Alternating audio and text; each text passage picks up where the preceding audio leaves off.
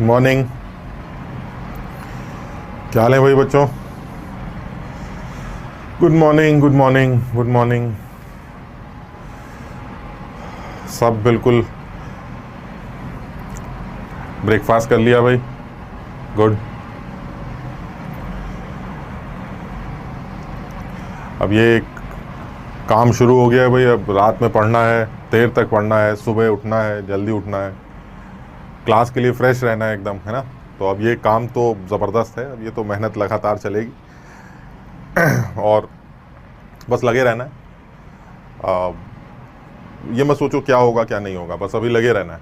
और धीरे धीरे करके तुम्हें खुद ही 1-2 महीने के अंदर पता चल जाएगा कि चीज़ें अब ट्रैक पे आने लगी हैं, और शायद इस पाथ पे अगर चल रहे हैं और इस स्पीड से चलेंगे और इस सोच के साथ चलेंगे कि हमें कुछ करना है, तो आप देखोगे कि एक आदत सी बन जाएगी, और ये आदत आगे तुम्हारे बहुत काम आने वाली। जिन बच्चों को मेहनत करने की आदत होती है वो लाइफ में कभी भी फेल नहीं करते। इतने सारे एग्ज़ाम्स तुम्हारे सामने आएंगे, जिनको मेहनत करने की आदत है वो लाइफ के हर एग्ज़ाम को बहुत आसानी से क्रॉस कर जाएंगे। तो इसलिए ये एक एग्ज़ाम आईआईटी की तैयारी, ये सिर्फ बच्चे को आईआईटी में एडमिशन ही नहीं देती, ये बच्चे के अंदर एक ऐसी चीज़ डेवलप करती है जो मुश्किलों से लड़ना, समझ रहे हो, परेशानियों से जूझना और अपने बलबूते पर आगे निकलना, ये सिखाती है। तो जो बच्चे इसको सीख जाएंगे धीरे धीरे करके, थोड़ी तकलीफ होगी, मैं मानता हूँ इस बात को।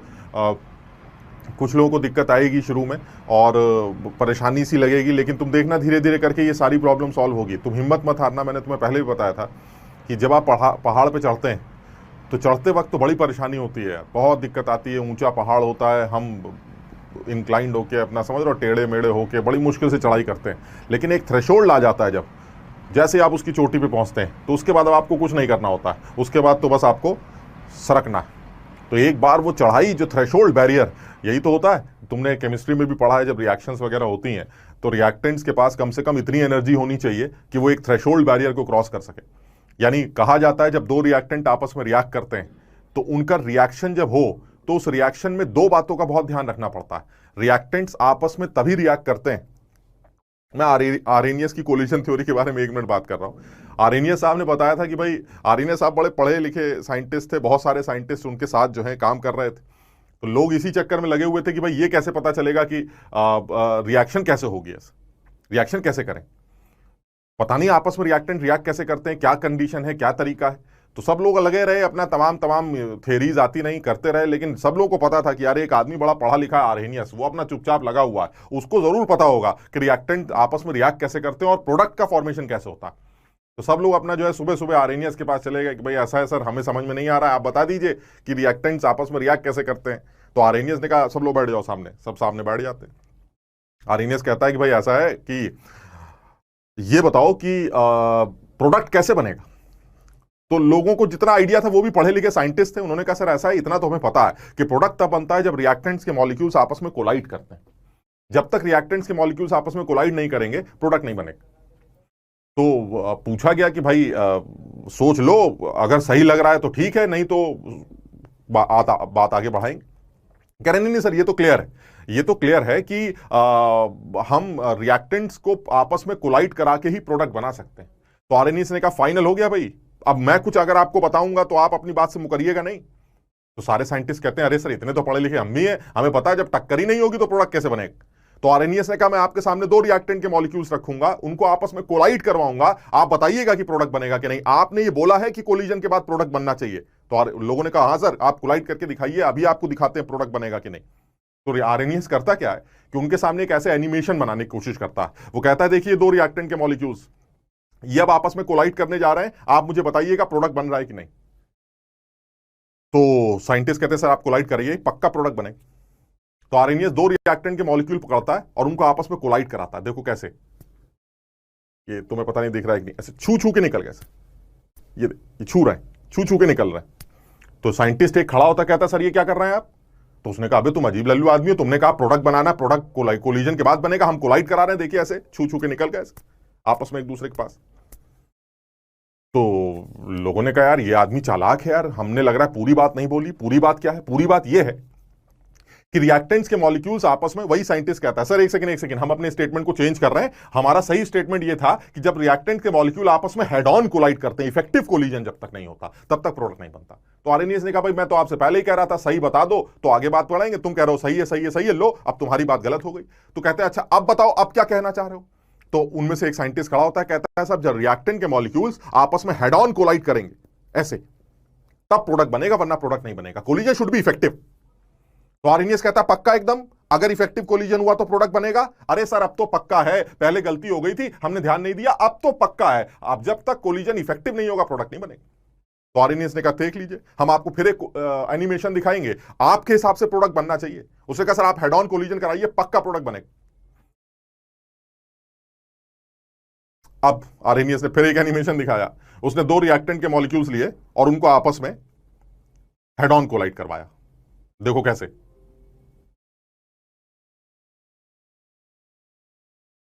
तो एक आदमी फिर खड़ा हो गया, कह रहा सर ये धीरे धीरे क्या टक्कर मार रहे हैं। उसने कहा अजीब आदमी हो, धीरे तेज की तो बात ही नहीं हुई थी, बात तो सिर्फ इतनी हुई थी कि कोलिजन शुड बी इफेक्टिव।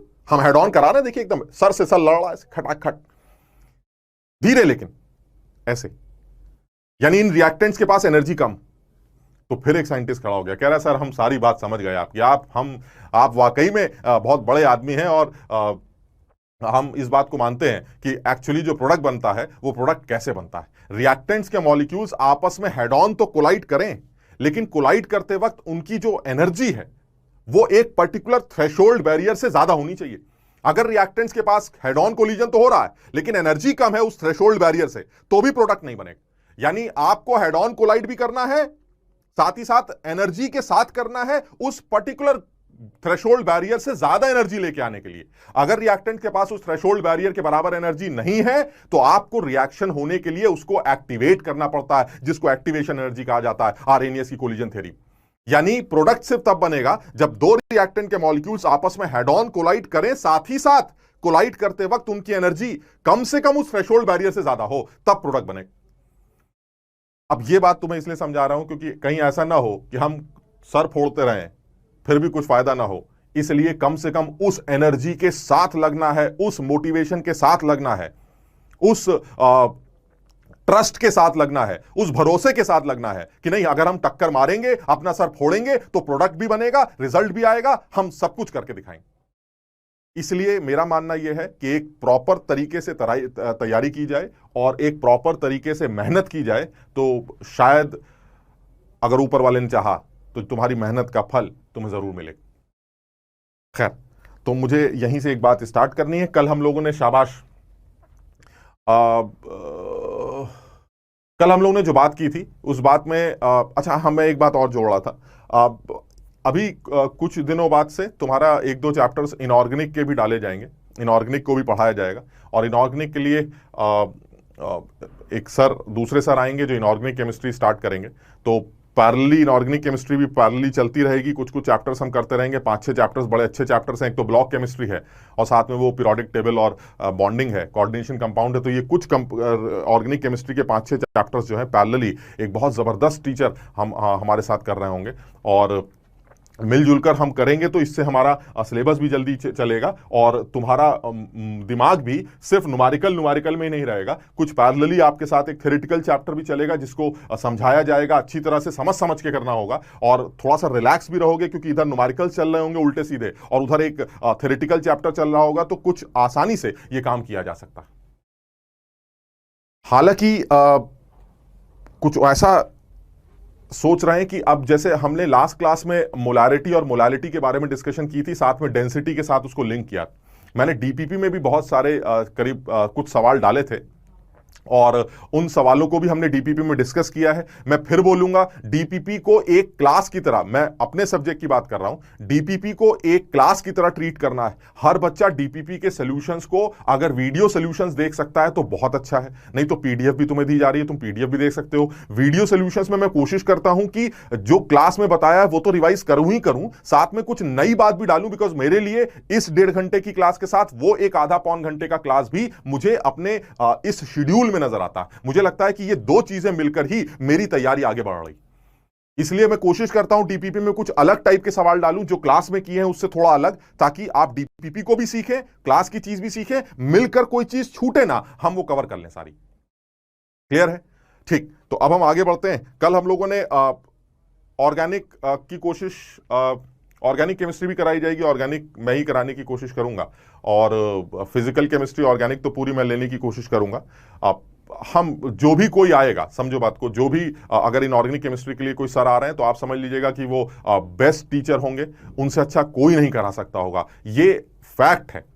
क्योंकि हमने जो कमिटमेंट की है उस कमिटमेंट से नहीं हट सकते। बस इतनी सी कहानी, जो कमिटमेंट है वो यही है, कोशिश की जाएगी कुछ अच्छे टीचर्स लाए जाएं, कुछ अच्छे टीचर्स तुम्हें पढ़ाएं, जिसकी वजह से हमारी मेंटरशिप में कोई कमी ना रह जाए। तुम्हारा साथ मिल गया तो मैं बता रहा हूं कमी कहीं नहीं रहने वाली।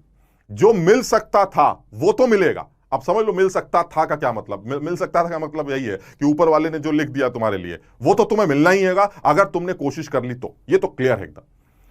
अब कुछ कमाल हो जाए तो अलग बात है, ये तो बहुत ही अच्छा होगा, लेकिन ये कि हम लग के कोशिश करेंगे और किसी भी तरह से कोई भी कमी छोड़ने की कोशिश नहीं करेंगे, बस ये समझ लो। ठीक, आज हम थोड़ा सा और आगे बढ़ते हैं इसमें। कल हम लोग ने जो बात की उसी बात को थोड़ा सा और आगे बढ़ाते हैं। आज हम कंसंट्रेशन टर्म्स, जो मेन कंसंट्रेशन टर्म्स उनको कवर करने की कोशिश करते हैं। हम जो third concentration, first concentration term was molarity, second was molality, and the third concentration term is mole fraction. जरा इसको समझो बात को। कंसंट्रेशन टर्म का मतलब क्या होता है? कंसंट्रेशन टर्म का मतलब है एक ऐसा टर्म जो सल्यूट या सॉल्वेंट में छेड़छाड़ करने से बदल जाए, उसे बोलते हैं कंसंट्रेशन टर्म। आपने सल्यूट सॉल्वेंट के अमाउंट को प्लस माइनस किया तो एक चीज बदल जाती, वो जो चीज बदल रही है उसे कंसंट्रेशन टर्म कहा जाता। मोल फ्रैक्शन भी कंसंट्रेशन टर्म की कैटेगरी में आता है। क्यों? क्योंकि अगर मैं मोल फ्रैक्शन को डिफाइन करूं तो मोल फ्रैक्शन ये डेफिनेशन, अरे यार डेफिनेशन क्या है तुम्हें पता ही है, मोल्स का जो फ्रैक्शन है उसे मोल फ्रैक्शन कहेंगे, इसमें क्या केमिस्ट्री लगानी। डेफिनेशन तुम्हारे सामने लिखी है कि किसी भी एक पर्टिकुलर आदमी का किसी भी सिस्टम के अंदर जो फ्रैक्शन निकाला जाता है उसे उसका मोल फ्रैक्शन बोल दिया जाता है। जैसे अगर मेरा वेट 25 है और मुझसे पूछा जाए कि इस क्लास में आपका फ्रैक्शन क्या है वेट का, तो मेरे वेट को हमारे वेट से डिवाइड किया जाएगा। समझना जरा बात को, मेरे वेट को तुम लोगों के वेट से डिवाइड नहीं किया जाएगा, मेरे वेट को हमारे वेट से डिवाइड किया जाएगा। उस हमारे में तुम लोग तो हो ही, मैं भी हूं, यानी मेरा वेट अपॉन हम सबका weight is the fraction of my weight. समझ रहे हो बात को? वही चीज यहां पर भी आ रही। डीपीपी का 6 क्वेश्चन मैं दोबारा समझा दूंगा। आज तुमने कई बच्चों ने लिखा है, हम इसको कर लेंगे, ठीक है? तो मैं इस बात को ध्यान में रखूंगा, अगर मुझसे मिस हो जाए तो मुझे कल की क्लास में फिर याद दिला देना। मैं डीपीपी का 6 क्वेश्चन, कौन सी डीपीपी की बात है? डीपीपी 6 का क्वेश्चन नंबर 6, ठीक है? डीपीपी 6 का यानी लास्ट डीपीपी का छठा सवाल मैं आज की डीपीपी में लास्ट में डिस्कस कर लूंगा। अगर मैं भूल गया, सपोज मैं भूल गया, तो फिर मैं कल डिस्कस करूंगा, मुझे फिर याद दिलाना। ये तुम्हारा काम है, बस ये समझ लो। तुम ऐसे समझो जैसे मास्टर साहब तो बचेंगे भाई, टीचर को तो बड़ा अच्छा लगता है कम से कम मेहनत करनी पड़े, समझ लो बात को, ऐसे बच गए, बच्चे ने डाउट ऐसे धीरे से निकल गए। लेकिन बच्चे का काम क्या है? नहीं नहीं सर प्लीज सर, लेकिन उसमें बदतमीजी नहीं, उसमें इररिस्पेक्ट, मतलब समझ लो बात को कि उसमें डिसरिस्पेक्ट नहीं है कहीं कि सर ये क्या बदतमीजी होती है आप बताने, ना ना ना, ऐसे नहीं। सर आपसे हमने कल बात की थी, आप सर भूल गए, सर आज फिर भूल गए, सर आप कल भी भूल गए। इस रेस्पेक्ट के साथ अगर आप आएंगे तो आपको टीचर जब ये समझ जाएगा कि ना ना ना, ये तो यार करने वाला बच्चा है, ये तो करने वाले लोग हैं, इनके साथ मक्कारी नहीं चलेगी, इनको तो लेके आगे बढ़ेंगे, दूर तक छोड़ के आएंगे। अब ऐसे में फिर वही है कि अगर मान लो मैं आज डिस्कस ना कर पाया, अगर मेरे दिमाग से निकल गया, हालांकि मैं कोशिश करूंगा मुझे याद रहे, लेकिन अगर मेरे दिमाग से निकल गया तो कल फिर तुम मुझे क्लास में याद दिला देना, ठीक? मैं आज की डीपीपी नंबर 6 का छठा सवाल भी लास्ट में डिस्कस कर लूंगा, ठीक? अच्छा, ये जो हमारे सामने बात निकल के आ रही है मोल फ्रैक्शन की, इस मोल फ्रैक्शन बड़ी सीधी सी कहानी है यार, हम सब लोग जानते हैं, बहुत मुश्किल नहीं है। ये जो अंग्रेजी लिखी है, इस अंग्रेजी की ऐसी की तैसी, क्योंकि हमसे अंग्रेजी नहीं पूछी जाती, हम सीधे मुद्दे पे आते हैं। मुद्दा ये है कि मेरे पास एक सोल्यूशन, मान लीजिए कि मेरे पास एक सोल्यूशन है, इस सोल्यूशन में सोल्यूट भी होगा और सॉल्वेंट भी होगा। तो मैं अज्यूम कर लेता हूं कि मेरे पास N1 जो मोल्स हैं वो सोल्यूट के हैं और N2 मोल्स मान लीजिए मेरे पास सॉल्वेंट के।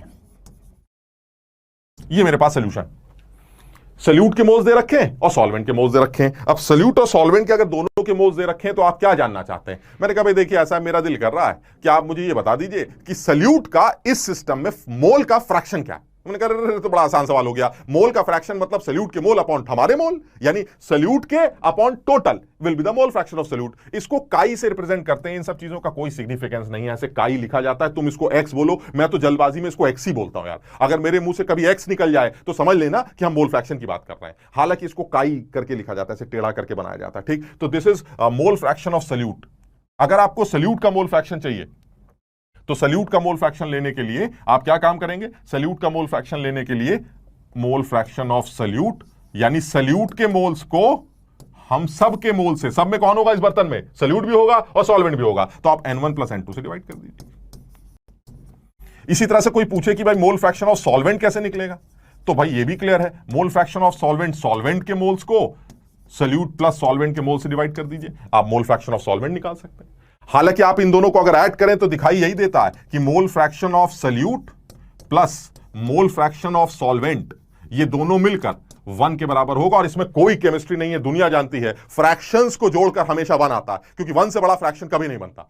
इसका मतलब ये हुआ सल्यूट का अपना एक मोल का फ्रैक्शन है, सॉल्वेंट का अपना एक मोल का फ्रैक्शन है, हम सारे मोल के फ्रैक्शन को अगर ऐड करें तो आंसर 1 आएगा। यानी इससे एक बात और पता चल रही है कि अगर आप मुझे सल्यूट का मोल फ्रैक्शन दे दें तो सॉल्वेंट का मोल फ्रैक्शन भी पता चल गया, 1 में से माइनस कर दीजिए।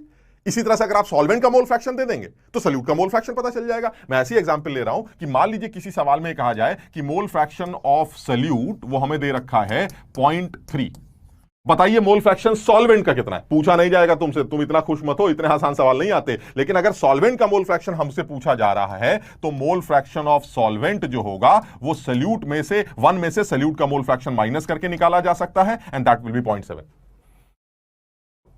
अब मैं तुमसे, ये हमारे लिए यहां तक की बात बहुत ज्यादा इंपॉर्टेंट नहीं है, ये यार ये क्या लिख रहे हो इतना बड़ा बड़ा, इसको बंद करो यार। काम की बात करते हैं। काम की बात क्या है? काम की बात यह है कि सल्यूट और सॉल्वेंट के मोल फ्रैक्शंस या तो दोनों दे दिए जाए या एक दे दिया जाए, काम पता है, क्योंकि अगर एक दे देगा दूसरा हम अपने आप 1 में से माइनस करके निकाल लेंगे। तुम्हें मुझे ये बताना है, आप सोच के जल्दी से, या ये सोचो जल्दी से अपने आप कि क्या सल्यूट और सॉल्वेंट के मोल फ्रैक्शन पता अगर हो तो मुझे सल्यूट और सॉल्वेंट के मोल्स पता चल जाते हैं। आप सोचिए, यानी किसी सॉल्यूशन में अगर सल्यूट और सॉल्वेंट का मोल फ्रैक्शन पता हो तो क्या आपको सल्यूट के और सॉल्वेंट के जो मोल्स हैं उस सॉल्यूशन के अंदर N1 और N2 क्या वो कैलकुलेट कर लिया आपने? सोचो जरा भाई, आप देखिए N1 और N2 दो अननोन्स हैं। उन दो अननोन्स की अगर आप बात करें तो उन दो अननोन्स के सॉल्व करने के लिए 2 इक्वेशन चाहिए। कुछ बच्चे ये समझ रहे हैं कि सर एक इक्वेशन ये बन रही है और एक इक्वेशन ये बन रही है। आपने सल्यूट का मोल फ्रैक्शन भी दे रखा है, सॉल्वेंट का भी मोल फ्रैक्शन दे रखा है। N1 N2 दो अननोन है, we have 2 equations, we can easily solve these 2 equations to get N1 and N2। ये मेरा जवाब लगता है, मुझे ऐसा लगता है सर ये बड़ा सीधा है, ज्यादातर बच्चे ऐसा सोचते हैं। लेकिन मैं तुम्हें बताऊं ऐसा है नहीं। एक्चुअली तुम्हारे पास 2 इक्वेशन है ही नहीं। क्यों? क्योंकि दूसरी इक्वेशन पहली इक्वेशन ही तो है। आप दूसरी इक्वेशन में दोनों तरफ 1 माइनस करेंगे, 1 माइनस दिस, 1 माइनस दिस, तो ये इक्वेशन बन जाएगी, because 1 minus x solute solvent बन जाएगा और 1 minus of this thing N2 by N1 plus N2 बन जाएगा। यानी आपके पास 2 इक्वेशंस नहीं है, आपके पास एक ही इक्वेशन है। इसका मतलब ये हुआ अगर सल्यूट का या सॉल्वेंट का या दोनों का मोल फ्रैक्शन अगर पता भी है तो भी आपको एग्जैक्टली सल्यूट और सॉल्वेंट के मोल्स पता नहीं हो सकते, लेकिन उन मोल्स का रेशो पता हो सकता। क्लियर है ये वाली बात सब लोगों को? यानी आपको N1 और N2 का रेशो निकल सकता है, वो 2:3 आएगा। सपोज अगर वो 2:3 आया तो मोल्स 2 और 3 भी हो सकते हैं, मोल्स 4 और 6 भी हो सकते हैं, मोल्स 6 और 9 भी हो सकते हैं। दैट डिपेंड्स कि वो मोल हैं कितने, वो तो हमें पता नहीं। यानी वो ये कहना चाह रहा है कि सल्यूट और सॉल्वेंट का मोल फ्रैक्शन देखकर आप सिर्फ सल्यूट सॉल्वेंट के मोलर रेशियोज के बारे में आइडिया ले सकते हैं। आप एग्जैक्टली उस सॉल्यूशन में सल्यूट सॉल्वेंट के कितने कितने मोल्स एग्जैक्टली प्रेजेंट है ये नहीं बता सकते आप। मैंने कहा यार फिर सर मामला खराब हो गया। हमने कहा क्यों? कह रहा सर जब मोल फ्रैक्शन दिया जाएगा तो जब मुझे यही नहीं पता चलेगा कि सल्यूट कितना है सॉल्वेंट कितना है तो मैं बाकी सारी चीजें कैसे कैलकुलेट करूंगा? मोल फ्रैक्शन की हेल्प से मोलैलिटी निकालो, मोलैरिटी निकालो, कहां से निकाल पाऊंगा मैं? फिर मैं उसको क्या जवाब दूंगा? अबे लल्लू कल ही तो समझाया था, वो छुपा के बैठेगा, तुम अपना सोल्यूशन डिफाइन कर लेना, अपना सोल्यूशन को सॉल्व कर लेना, सारे आंसर अपने सोल्यूशन के लिए बना लेना और वो सारे आंसर उसके लिए बोल देना। क्यों? क्योंकि हम दोनों निकले तो एक ही टंकी से हैं और एक टंकी से निकल के आने वाले सोल्यूशन की सारी कॉन्सेंट्रेशन टर्म्स सिमिलर होती। क्या है इसका मतलब? अब मैं तुम्हें बताता हूं इसका मतलब क्या है। ये बहुत बेसिक सी डेफिनेशन है, सब लोगों को क्लियर है, ठीक। हम यहां पर आते हैं अब काम की बात। काम की बात यह है, मैं ऐसे एक एग्जाम्पल से ये बात शुरू करता हूं। काम की बात यह है, if the mole fraction of urea in its aqueous solution is 1/31. Find out its molality. ये सवाल आ गया। मैंने कहा भाई एक बात समझ में आ गई, आप मुझसे इंटर कन्वर्जन की बात कर रहे हैं। एक मोल फ्रैक्शन जो आपने दिया है मुझे, ये मोल फ्रैक्शन तो कॉन्सेंट्रेशन टर्म है ही, this is a concentration term. आप मुझसे इस मोल फ्रैक्शन कंसंट्रेशन टर्म को कन्वर्ट करने के लिए कह रहे हैं मोलालिटी में। Now this is inter conversion of mole fraction into molality. कल मैंने तुम्हें बहुत ध्यान से समझाया था, मैं फिर एक बात करने की बात कर रहा हूं, मेरी बात याद कर लो। जिन लोगों ने ये चीजें पहली बार सीख रहे हैं, जो लोग इस बात को पहली बार समझ रहे हैं, वो मेरी इस बात को याद रखेंगे तो उन लोगों से अच्छे आंसर निकाल के लाएंगे, उन लोगों से ज्यादा अच्छा समझ पाएंगे जो इस बात को पहले से जानते थे। मेरा सजेशन यह है कि जब कभी भी इंटर कन्वर्जन का सवाल आता है तो जो भी कॉन्सेंट्रेशन टर्म गिवन है आप उसको एक्सप्लेन करना सीखिए। कल मैंने तुम्हें मोलारिटी को भी एक्सप्लेन करना सिखाया था, मोलालिटी को भी एक्सप्लेन करना सिखाया था। आज मैं तुम्हें मोल फ्रैक्शन को एक्सप्लेन करना सिखाने जा रहा हूं। क्या मतलब है सर इस बात का? मोल फ्रैक्शन को आप कैसे एक्सप्लेन कर लेंगे? अगर 1/31 दे रखा है तो आपने तो अभी बताया कि मोल्स ऑफ सॉल्यूट और मोल्स ऑफ सॉल्वेंट का आइडिया नहीं लग सकता, तो आप कैसे डिफाइन करेंगे? मैंने कहा सुनो, वो आदमी एक सोल्यूशन लेके आया छुपा के, उसने बोला इस सोल्यूशन में सॉल्यूट का मोल फ्रैक्शन, यूरिया का मोल फ्रैक्शन 1/31। आप बताइए इस सॉल्यूशन की मोलालिटी कितनी? अब मैंने उससे क्या पूछा, भाई मोलालिटी निकालने के लिए कम से कम इस बात का तो इतना हम बेवकूफ थोड़ी ना है, मोलालिटी निकालने के लिए कम से कम इतनी चीजें तो बता दो। मोलालिटी सब लोगों को याद होगा, मैं फिर से लिख रहा हूं, मैं बार बार इसलिए लिखता हूं ताकि तुम भी बार बार लिखो और तुम्हें यह फॉर्मूला याद हो जाए। मोलालिटी निकालने के लिए आपको मोल्स ऑफ सॉल्यूट चाहिए divided by weight of solvent चाहिए इन केजी। इतना काम दे दीजिए।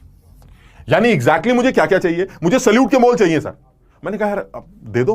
वो कह रहा दे दो, क्या छुपा लिया, देख लो।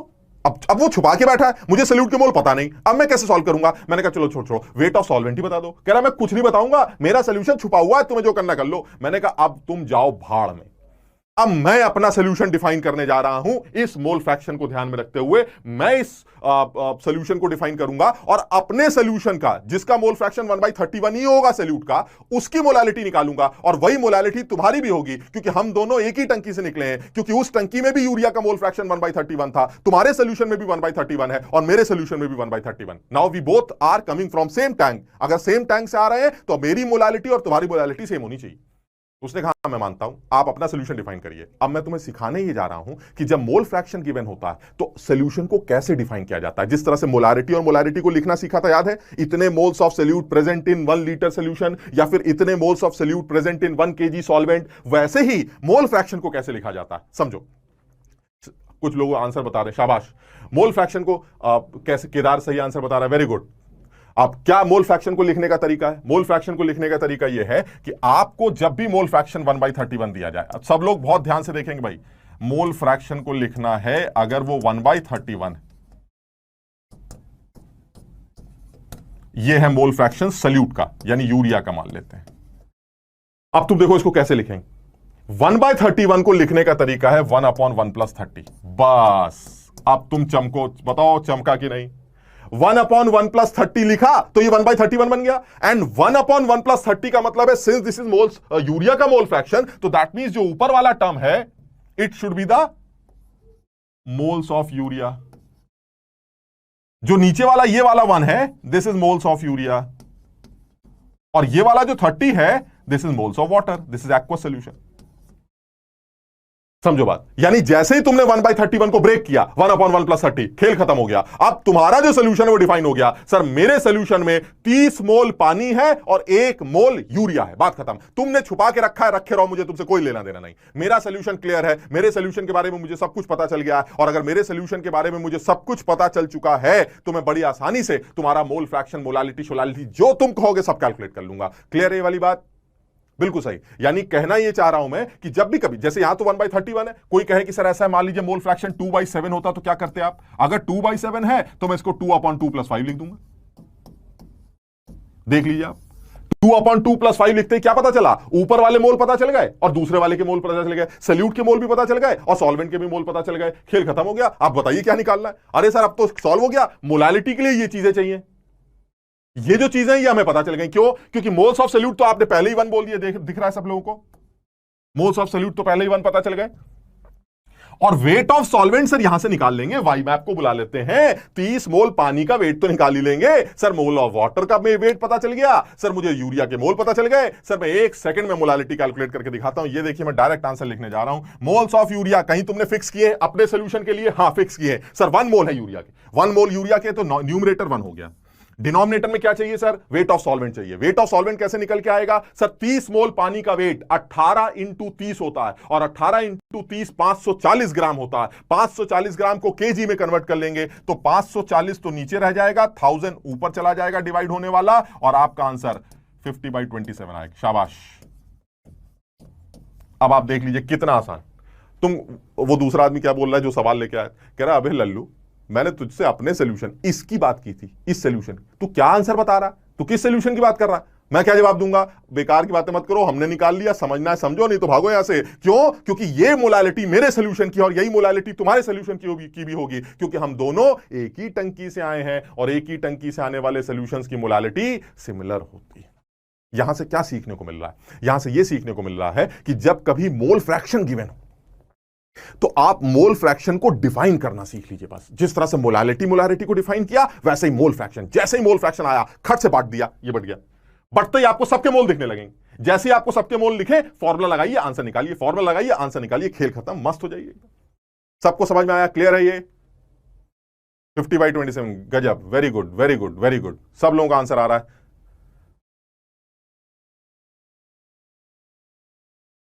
सब लोगों का आंसर आ रहा है, वेरी गुड।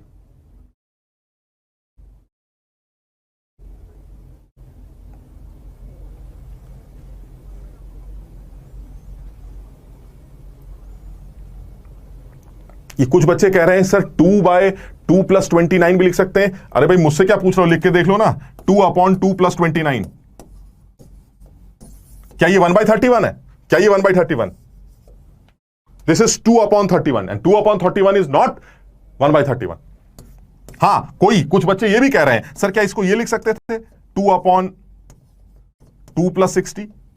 बिल्कुल लिख सकते थे आप, 2/2 + 60 बिल्कुल लिख सकते थे, तब भी आपका आंसर यही आएगा। क्यों? क्योंकि 2/2 + 60 इज ऑल्सो 1/31। लेकिन फर्क क्या? इस बार मोल्स ऑफ सॉल्यूट डबल हो गए तो पानी का वेट भी डबल हो जाएगा, यानी ऊपर वाला भी टर्म डबल हो जाएगा, नीचे वाला भी टर्म डबल हो जाएगा, आंसर सेम आएगा। भाई बड़ा क्लियर है। इस सिस्टम में और मेरे सिस्टम में क्या अंतर है? आप बताइए, इस सिस्टम और मेरे सिस्टम में क्या अंतर? मेरा सिस्टम छोटा है, उसका सिस्टम बाल्टी है। मैं मग्गा लेके आया, वो बाल्टी लेके आया। अरे क्या बात हुई है? मग्गा लाओ, बाल्टी लाओ, ढक्कन लाओ, ग्लास लाओ, जो लाना लाओ, एक टंकी से आए हो, मोलालिटी सेम होगी। समझो बात। आप इसको 2/2 + 60 लिख सकते हैं, आप इसको 3/3 + 90 लिख सकते हैं, आप इसको कुछ भी लिख सकते हैं मोल। लेकिन यार इतना क्यों अकल लगा रहे हो? अननेसेसरी 2, 3, 4 के टर्म लाओगे तो कैलकुलेशन में फंसोगे ना। यहां 2 आ जाएगा, यहां 4 आ जाएगा, यहां 5 आ जाएगा, यहां 6 आ जाएगा। अननेसेसरी कैलकुलेशन में फंस रहे हो। सीधा सीधा तरीका क्या है? जो दिया जाए उसी को मान लो। जैसे 2/7 2/2 + 5, 3/9 3/3 + 6, 1/7 1/1 + 6। आप सीधे सीधे सॉल्व कर लीजिए, कितना आसान हो जाए। मेरे कहने का यह मतलब नहीं कि आप नहीं कर सकते, आप बिल्कुल कर सकते हैं। मैं तो सिर्फ सजेस्ट कर रहा हूं कि जैसे ही मोल फ्रैक्शन दिखे आप खटाक से उसको बांटिए, मस्त हो जाइए। यूरिया के मॉलिक्यूलर वेट की बेटा कोई जरूरत नहीं पड़ रही है, क्यों दिमाग लगा रहे हो? यूरिया का मॉलिक्यूलर वेट कल भी बताया है, याद करना शुरू करो। देखो पूछना जरूरी नहीं होता, पूछकर याद भी तो करना होता। हर बार पूछते हो, याद नहीं करते, ऐसे थोड़ा काम चलेगा। यूरिया का मॉलिक्यूलर वेट 60 होता है, NH2CO NH2, जिसको कैलकुलेट किया जाए तो 60 ग्राम निकल के आता है मोलर वेट यूरिया। ठीक, अच्छा यहां से क्या सीखा कि अगर आपको मोल फ्रैक्शन किसी भी सोल्यूशन में सल्यूट या सॉल्वेंट का पता हो तो आप उसकी मोलालिटी खटाक से निकाल सकते हैं। यहां तक सबको क्लियर है कि नहीं?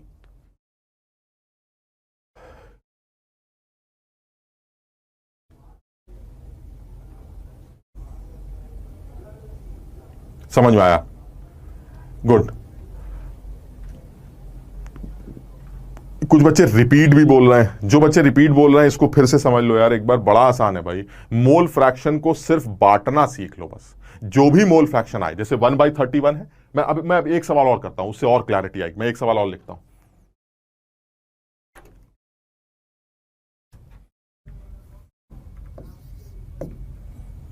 मैं थोड़ा शॉर्ट में लिख रहा हूं। मोल फ्रैक्शन ऑफ यूरिया, बल्कि एक काम करते हैं, इसको चेंज करते हैं, इस बार सवाल को उल्टा करते हैं। एक सेकेंड रुको जरा, सवाल को उल्टा करते हैं।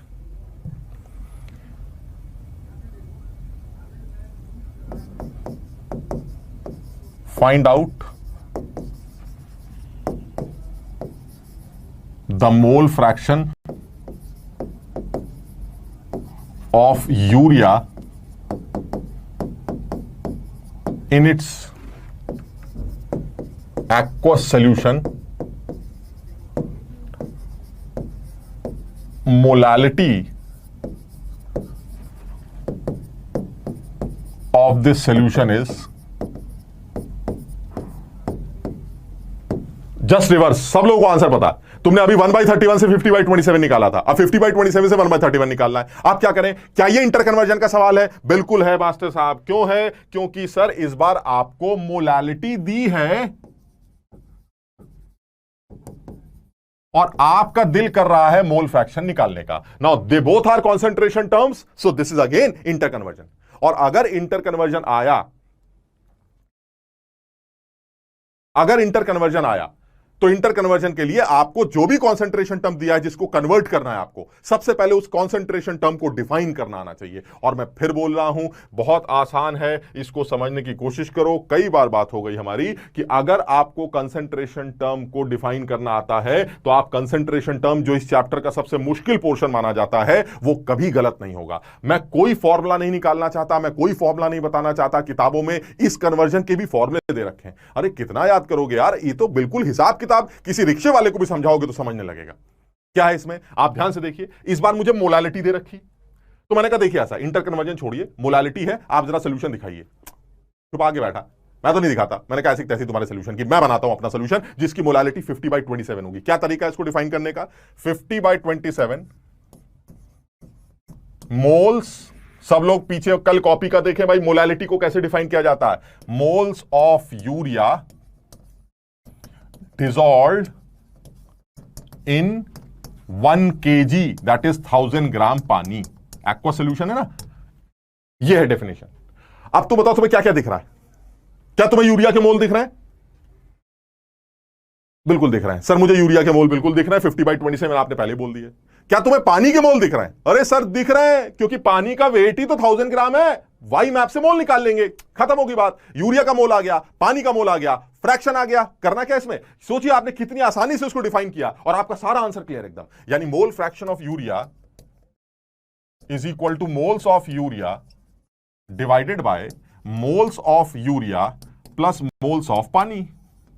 And moles of urea is 50/27, ये तो आपने पहले ही डिफाइन कर दिया, डिवाइडेड बाय 50/27 प्लस पानी के मोल्स कितने होंगे? 1000 ग्राम में पानी के मोल्स कैसे निकालोगे? मॉलिक्यूलर वेट से डिवाइड करके। याद है भाई मैप, मोलर मास से डिवाइड करके आप मोल्स कैलकुलेट कर सकते हैं अगर सैंपल का वेट गिवन। आपने फटाक से इसको सॉल्व किया, मैं तो सॉल्व नहीं कर रहा हूं क्योंकि मुझे तो पता है आंसर क्या आएगा। The answer is 1/31। शाबाश, बहुत सारे लोग लिख रहे हैं। Sankalp, Dev, very good. Shubham, Fayaz, very good. ये सारे बच्चे, अब देखो कई लोग आंसर, अंशिका, वेरी नाइस। ये आंसर 1/31 अपने आप तो नहीं बता रहे हो कि सर अभी पिछले वाला सवाल किया था इसलिए 1/31 ही आएगा। ना ना ना, कैलकुलेट करना भाई, कैलकुलेट करके ये 1/31 आ जाए। अब समझो हमने अब तक क्या क्या सीख लिया। मोल फ्रैक्शन गिवन हो तो मोलालिटी आ जाती, मोलालिटी गिवन हो तो मोल फ्रैक्शन आ जाता है। सर मोलालिटी और डेंसिटी पता हो तो मोलारिटी आ जाती है, कल की क्लास। मोलारिटी और डेंसिटी पता हो तो मोलारिटी आ जाती है। सर ये सारे इंटर कन्वर्ट किए जा सकते हैं। मैंने कहा ये बताओ, अगर मोल फ्रैक्शन गिवन हो तो क्या मोलालिटी निकाल लोगे? हमने कहा सर ये निकाल लिया हमने, बड़ा आसान। अभी हमने इस तरह के सवाल कर लिए। अब ये बताओ, अगर मोल फ्रैक्शन गिवन हो तो क्या मोलारिटी निकाल लोगे? मोलारिटी, मैंने कहा बिल्कुल निकाल लेंगे। लेकिन एकदम से दिमाग में आवाज आई कि भाई मोलारिटी के लिए तो वॉल्यूम चाहिए। ये सारा मोल फ्रैक्शन वाला खेल तो मास में चलता है, मोल मोल मोल मोल। वॉल्यूम के लिए आपको सोल्यूशन की डेंसिटी और देनी पड़ेगी। यानी मैं मोल फ्रैक्शन से मोलारिटी भी निकाल सकता हूं। आप मुझे सिर्फ सोल्यूशन की डेंसिटी प्रोवाइड कर दीजिए, मैं आपको वो भी कैलकुलेट करके दिखा दूंगा। क्लियर है? मैं करके देखता हूं। हाँ, ऐसे भी लिख सकते हैं 50 moles of urea in 27 kg of water, बिल्कुल लिख सकते हैं। अब तुम्हें जैसे लिखना लिखो, जैसा तुम्हारा दिल करे, बट मैंने तो एक तरीका बना रखा है, मैं ज्यादा दिमाग नहीं लगाता इन सब चीजों में, क्योंकि मुझे दिमाग और भी जगहों पे लगाना पड़ता है। आगे केमिस्ट्री में इतनी सारा दिमाग लगाने की चीजें हैं, मैं अपना दिमाग बिल्कुल नहीं लगाता। मुझे जिस मास्टर ने ये बता दिया होगा कि भाई साहब जो मोलालिटी दी जाए उसके मोल्स 1 किलो पानी में मान लिया करो, बात खत्म। मैं इसमें दिमाग ही नहीं लगाता यार। 50/27 दे रखा है molality, so 50/27 moles of urea present in 1 kg water, मैं तो ऐसे लिखता हूं। तुम्हें अगर ऐसे लिखना हो कि 50 moles of urea present in 27 kg water, ये भी सही है, इसमें कोई गलती नहीं। बस फर्क इतना है कि तुमने जो सोल्यूशन है वो इस बार बड़ी सी बाल्टी ली है, और मेरा सोल्यूशन एक छोटा सोल्यूशन है जिसके अंदर सिर्फ 1 किलो पानी है। तुम्हारे सोल्यूशन में 1 किलो पानी नहीं, 27 किलो पानी है। तो ठीक है, तुम्हारा सोल्यूशन बड़ा है, मेरा सोल्यूशन छोटा है, लेकिन हम दोनों आए एक ही टंकी से हैं, आंसर फिर भी 1/31 ही आए। आप करके देख लीजिए। यहां तक सबको क्लियर है?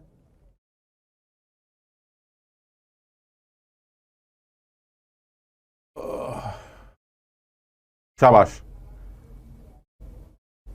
एसटीपी कहां से आ गया? सोल्यूशन फेज में एसटीपी नहीं, गैसेस के लिए एसटीपी डिफाइन किया गया है। गैसेस के लिए standard temperature pressure condition define की गई है। पानी के लिए थोड़ा ना एसटीपी निकाला गया। ठीक, और आगे बढ़ते हैं, इसी में और इस चीज को और इंक्लूड करते हैं।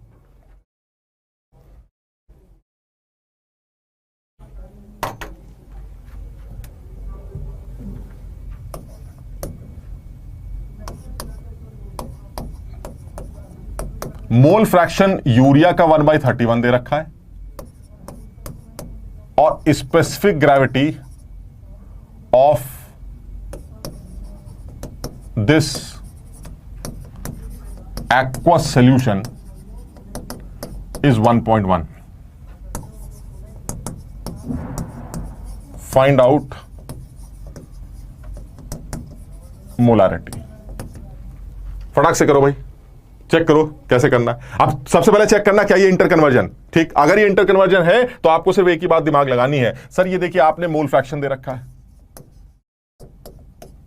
और आप मुझसे चाहते मोलारिटी है, that means this is the inter conversion question. ये इंटर कन्वर्जन का सवाल, और इंटर कन्वर्जन के सवाल का एक ही तरीका है, जो कंसंट्रेशन टर्म गिवन हो उसको डिफाइन करना सीख लो, आधी प्रॉब्लम वहीं सॉल्व हो जाएगी। 2 मिनट में कुछ और कर लेना, फटाक से आंसर निकल के आने वाला। बिल्कुल सही है, शाबाश। प्रशांत सही कह रहा है, डेंसिटी दे देंगे तो काम चल जाएगा। भाई साहब मैंने आपको डेंसिटी दे दी है, स्पेसिफिक ग्रेविटी 1.1 है, मैंने बताया था स्पेसिफिक ग्रेविटी और डेंसिटी में सिर्फ यूनिट का फर्क होता है। Now the density will be 1.1 gram पर ml। ये चीजें तुम्हें अपने आप ही सीखनी होंगी। डेंसिटी और स्पेसिफिक ग्रेविटी न्यूमेरिकली सेम होती हैं, सिर्फ यूनिट का फर्क होता है। स्पेसिफिक ग्रेविटी की कोई यूनिट नहीं होती, क्योंकि वो एक रिलेटिव डेंसिटी होती है with respect to water at 4 degree centigrade, and density एक एब्सोल्यूट टर्म है जिसके पास एक प्रॉपर मास और वॉल्यूम की यूनिट होती है। जल्दी से सॉल्व करो, इसका आंसर बताओ।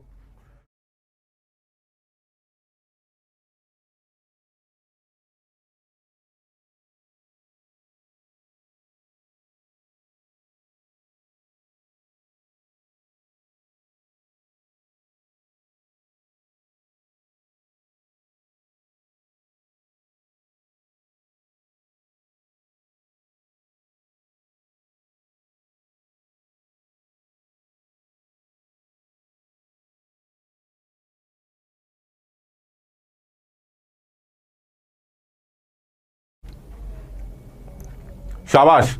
ये क्या यार, 50/27 दोबारा निकाल लो विपुल। 50/27 क्या था वो? 50/27 मोलालिटी था यार। 55/27, अच्छा। आंसर 11, हाँ 11/6, 11/6, 11/6। कुछ बच्चों का 11/6 आ रहा है, शाबाश। Anirudh very good, Karandeep very good, शाबाश। Arnav good, Alok very nice, very nice. कुछ बच्चों का आंसर आ रहा है, वेरी नाइस। कुछ बच्चे अभी दोबारा करेंगे, खट से आंसर आ जाएगा। बस वही यार, एक क्लैरिटी होनी चाहिए, बस क्लैरिटी। मतलब समझ लो, मैं एक्चुअली तुम्हें एक फील देना चाह रहा हूं कि यार ये चैप्टर ऐसा नहीं है जैसे समझते थे। इस चैप्टर को बहुत सिंपल वे में समझा जा सकता है। ऐसे करके यार क्या है यार, इसको लिख दो आगे आंसर, इसको लिख दो आगे, फॉर्मुला जाए भाड़ में, क्या करना फॉर्मुले का। आपको सिर्फ कॉन्सेंट्रेशन टर्म्स को डिफाइन करना आना चाहिए बस। अब now the concentration term given is mole fraction, and it is mole fraction. मुझे पता है कैसे लिखा जाता है, खट से तोड़ दो आगे आंसर। कैसे? मैंने मोल फ्रैक्शन को लिखा सबसे पहले,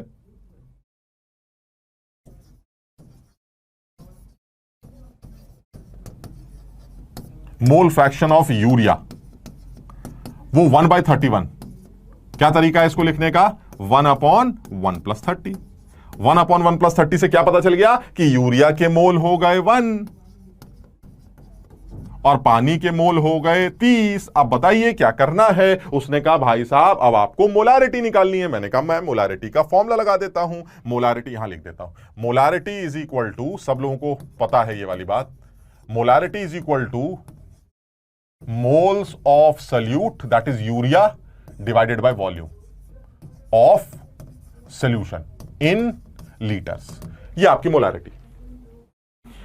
आप बताइए आपको क्या क्या दे रखा है, क्या करना है। हमने कहा सर एक सेकंड, आपने जैसी मोल फ्रैक्शन को तोड़ा एक चीज तो वैसी क्लियर हो गई, यूरिया के जो मोल है वो तो बने सर, यानी न्यूमरेटर की टेंशन खत्म हो गई। अब बचा डिनोमिनेटर। सर डिनोमिनेटर में थोड़ा सा तकलीफ हो रही है, क्यों? क्योंकि आपको वॉल्यूम चाहिए सॉल्यूशन का, लेकिन आपकी हरकतें जो मोल्स आपने दिए हैं इससे मास तो आ जाएगा, वॉल्यूम कैसे आएगा सोल्यूशन का? अरे भाई डेंसिटी भी तो दे रखी है, वॉल्यूम निकाल लेना, खत्म हो गया, शाबाश। यानी क्या करना होगा, मोल्स ऑफ यूरिया वो 1 मान लिए इसके अकॉर्डिंगली, तो फिर उसका वेट कितना हो जाएगा 60 ग्राम। एक मोल का वेट यूरिया का 60 ग्राम होता है। इसी तरह से मोल्स ऑफ पानी वो 18 है, नहीं कितने 30। मोल्स ऑफ वाटर आपने कितने माने हैं 30, ये हो गए हमारे 30, और 30 का वेट कितना होगा 540 ग्राम। यानी इस सिस्टम को जिसको आपने डिफाइन किया है उस सिस्टम में यूरिया का अगर 1 मोल और पानी के 30 मोल है तो जो टोटल वेट होगा वो होगा 60 ग्राम यूरिया का और 540 ग्राम पानी का। इन दोनों को जोड़कर आपको सॉल्यूशन का कुल वेट मिल जाएगा, यानी वेट ऑफ सॉल्यूशन वो आ जाएगा 60, that is solute plus solvent, और यह आ जाएगा 600 ग्राम। यह आ गया आपका सॉल्यूशन का मास।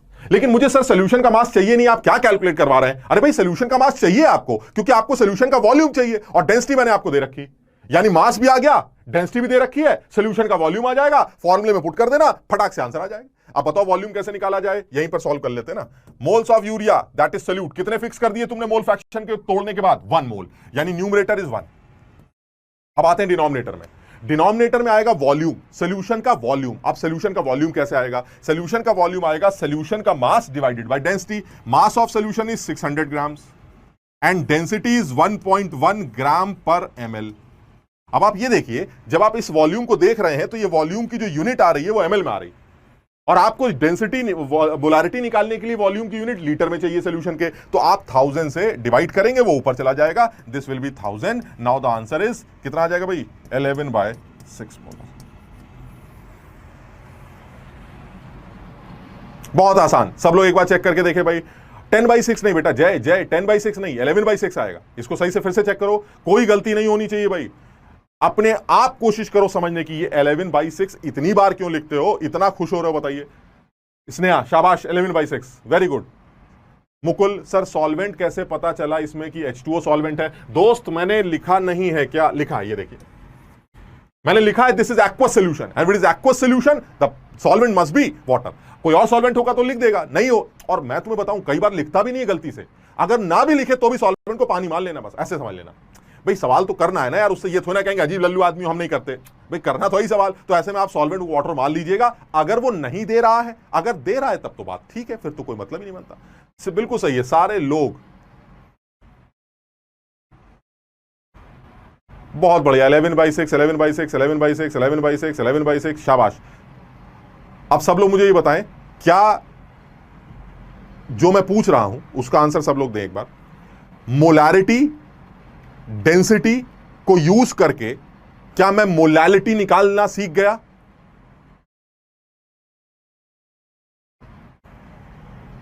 सब लोग एक बार आंसर बताएं। मोलारिटी डेंसिटी और मोलालिटी को यूज करके, मोलारिटी डेंसिटी को यूज करके क्या मैं मोलालिटी निकालना सीख गया? या फिर मोलालिटी डेंसिटी को यूज करके क्या मैं मोलारिटी निकालना सीख गया, जो कल हमने सीखा था? मोल फ्रैक्शन को यूज करके क्या मैं मोलालिटी डायरेक्ट निकाल सकता हूं? मोलालिटी को यूज करके क्या मैं डायरेक्ट मोल फ्रैक्शन निकाल सकता हूं? बिल्कुल निकाल सकता हूं। क्या मैं डेंसिटी भी यूज कर लूं तो क्या मोल फ्रैक्शंस मोलारिटी को भी आपस में लिंक कर सकता हूं, जैसे यहां कर रहा हूं? सब लोग आंसर दें भाई। यस शाबाश, बहुत बढ़िया, very good very good, very good, very good. मैं और इसमें मेहनत करता हूं, और दिमाग लगाते हैं। इस सवाल में क्या किया था? इस सवाल में मैंने आपको मोल फ्रैक्शन दिया था, मोलारिटी पूछी थी डेंसिटी देने के बाद। अब मैं मोलारिटी देता हूं, डेंसिटी देता हूं, मोल फ्रैक्शन पूछ लेता हूं। खेलो यार, समझो बात को, जो दिल करे करो, जैसा दिल करे करो। एक ही सवाल के 36 सवाल बना डालो। हम इसका एक और पार्ट करते हैं, इसी का एक सेकंड ऑप्शन, दूसरा तरीका लेके करते हैं।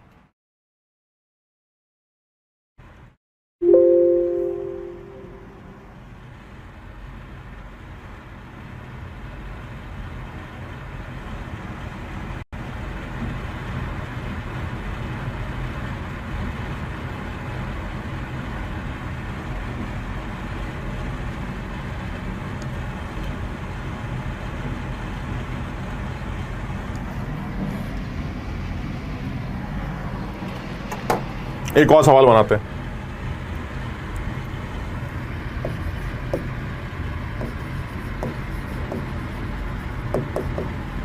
Molarity of an aqueous solution of urea is 11/6 molar. Find out mole fraction of urea. Specific gravity is 1.1. बिल्कुल जस्ट रिवर्स, सबको आंसर पता है। Answer is 1/31। आंसर 1/31 आए। नॉइस आ रही है, अच्छा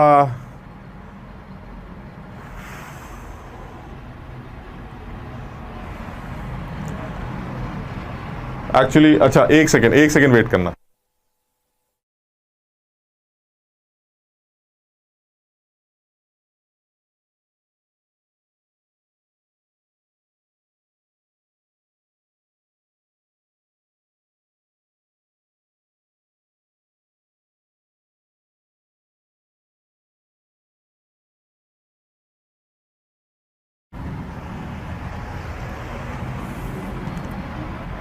तूफान आ गया। तूफान नहीं आया यार, ये ऊपर से एसी की हवा आ रही, मैं बंद करवा रहा हूं। एरोप्लेन नहीं आया, बस तालिबान ने हमला कर दिया। अरे शाबाश, बहुत बढ़िया।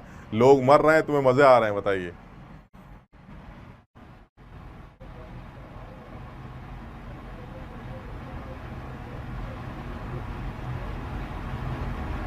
वैभव बिल्कुल प्रीवियस प्रॉब्लम की तरह इसको करेंगे। सिर्फ ये फिर बोलूंगा मैं, असल में तुम सामने नहीं हो, वरना तुम्हें खड़ा करके पूछता है। चलो तुम बताओ वैभव, चलो तुम बताओ ऐसे। लेकिन मैं बार बार, इशू क्या है कि मुझे सवाल देना है तो मुझे बताना भी पड़ेगा, क्योंकि चैट बहुत तेजी से चलती है और पता नहीं चल पाता। तो मैं फिर बोलूंगा, क्या ये कंसंट्रेशन के इंटर कन्वर्जन का सवाल है? क्यों? क्योंकि जो कंसंट्रेशन टर्म आपने दिया है सर, वो कंसंट्रेशन टर्म है मोलैरिटी।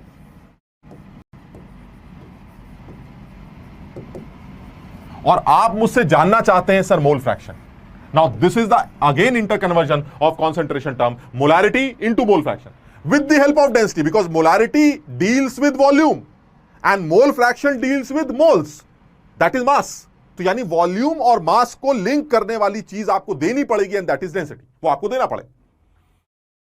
ठीक है, मैंने दे दी आपको स्पेसिफिक ग्रेविटी, वही डेंसिटी दे रखी है, काम खत्म हो गया। अब वैसे ही करना है, मोल फ्रैक्शन निकालना है, मोलारिटी दे रखी है, सॉल्यूशन छुपा रखा है। मेरे पास एक यूरिया का सॉल्यूशन है जिसकी मोलारिटी 11/6 है, बताओ मोल फ्रैक्शन मैंने कैसी की तैसी तुम्हारी। मैं डिफाइन करता हूं अपना 11/6 का सॉल्यूशन। कैसे डिफाइन करेंगे 11/6 का सॉल्यूशन? मैं बोलूंगा कि 11/6 moles of urea present in 1 litre या 1000 ml सॉल्यूशन। ये आ गई मेरी डेफिनेशन। बस अब बताइए कितना क्लियर है। आप सोचिए, पूरी समस्याएं ही खत्म हो जाएंगी अगर आप ये लाइन लिखना सीख जाते हैं। बस यानी हर कंसंट्रेशन टर्म को कैसे डिफाइन किया जाता है, अगर ये एक लाइन में लिखना सीख लिया तो आप समझ लीजिए कि आपकी आधी दिक्कत तो लिखते ही दूर हो जाएगी। कैसे? तुम बताओ, मोल फ्रैक्शन निकालने के लिए क्या क्या चाहिए? यूरिया के मोल और पानी के मोल चाहिए ना। यूरिया के मोल तो तुमने लिखी दिए। एक दिक्कत दूर हो गई, 50% प्रॉब्लम बची, उसमें अपना जुगाड़ लगा लो यार, खत्म करो बात को। इतना पढ़ा लिखे तो तुम ही शाबाश। 1/31 1/31 वेरी गुड। देखो मैं डेटा, इसलिए कुछ बच्चे कह रहे हैं सर डेटा चेंज करके दे देते हैं। डेटा चेंज क्यों करेंगे यार? मजा तो तभी आ रहा है ना जब जो कर चुके हैं उसी को घूम घूम के आंसर निकालते हैं, ताकि आंसर को भी चेक करने की जरूरत ना पड़े, आंसर खुद ही पता चल जाए कि आंसर सही। इस सवाल का आंसर भी दुनिया जानती है कि 1/31 आए। 1/31 निकाल के दिखाओ। ये है मजे की बात। सवाल जब एग्जाम में आएगा तो यही आएगा, इससे पहले वाले सवाल नहीं आएंगे, इसलिए आपके लिए फ्रेश सवाल रहेगा। मैं इसलिए बार बार एक ही सवाल को घुमा घुमा के बता रहा हूं कि आपके हाथ में, आपको जैसे खेलना हो सवालों के साथ वैसे खेल सकते हैं। यानी ये आ गया आपका 11/36 मोल्स। अब सीधे सीधे सॉल्व कर लेते हैं। हमें पता है कि अगर आपको मोल फ्रैक्शन चाहिए तो एक तो यूरिया के मोल चाहिए और एक सॉल्वेंट के मोल चाहिए। सॉल्वेंट के मोल तभी आते हैं जब सॉल्वेंट का मास पता हो। क्या करें अब? यहां से वॉल्यूम आ गया किसका? सोल्यूशन का।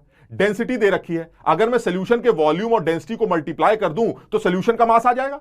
सोल्यूशन के मास में से अगर सोल्यूट का मास माइनस कर दें तो सॉल्वेंट का मास आ जाएगा, मोल्स आ जाएंगे, मोल फ्रैक्शन आ जाएगा, खत्म हो गया। यानी सबसे पहले मास ऑफ सोल्यूशन निकालते हैं।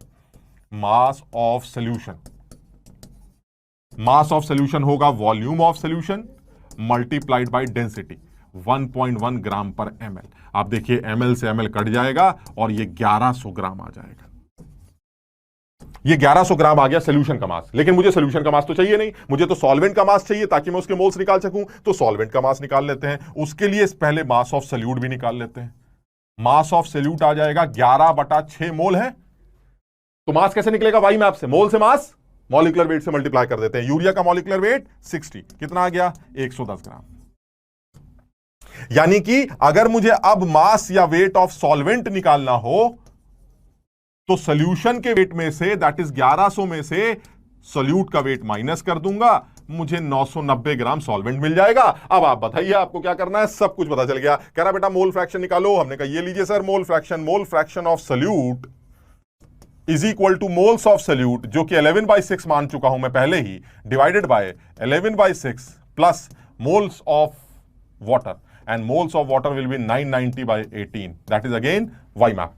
मास दे रखा है, मोल्स निकालने के लिए पानी के मॉलिक्यूलर वेट से डिवाइड करेंगे। So they will be moles of water, this will be moles of solute, solute by solute plus solvent, this is the mole fraction. आप सॉल्व करके देखिए, इट विल बी 1/31। शाबाश, 1/31, 1/31, very good very good. Harsh, Chirag, Shubham, शाबाश, सारे बच्चे सही कर रहे हैं।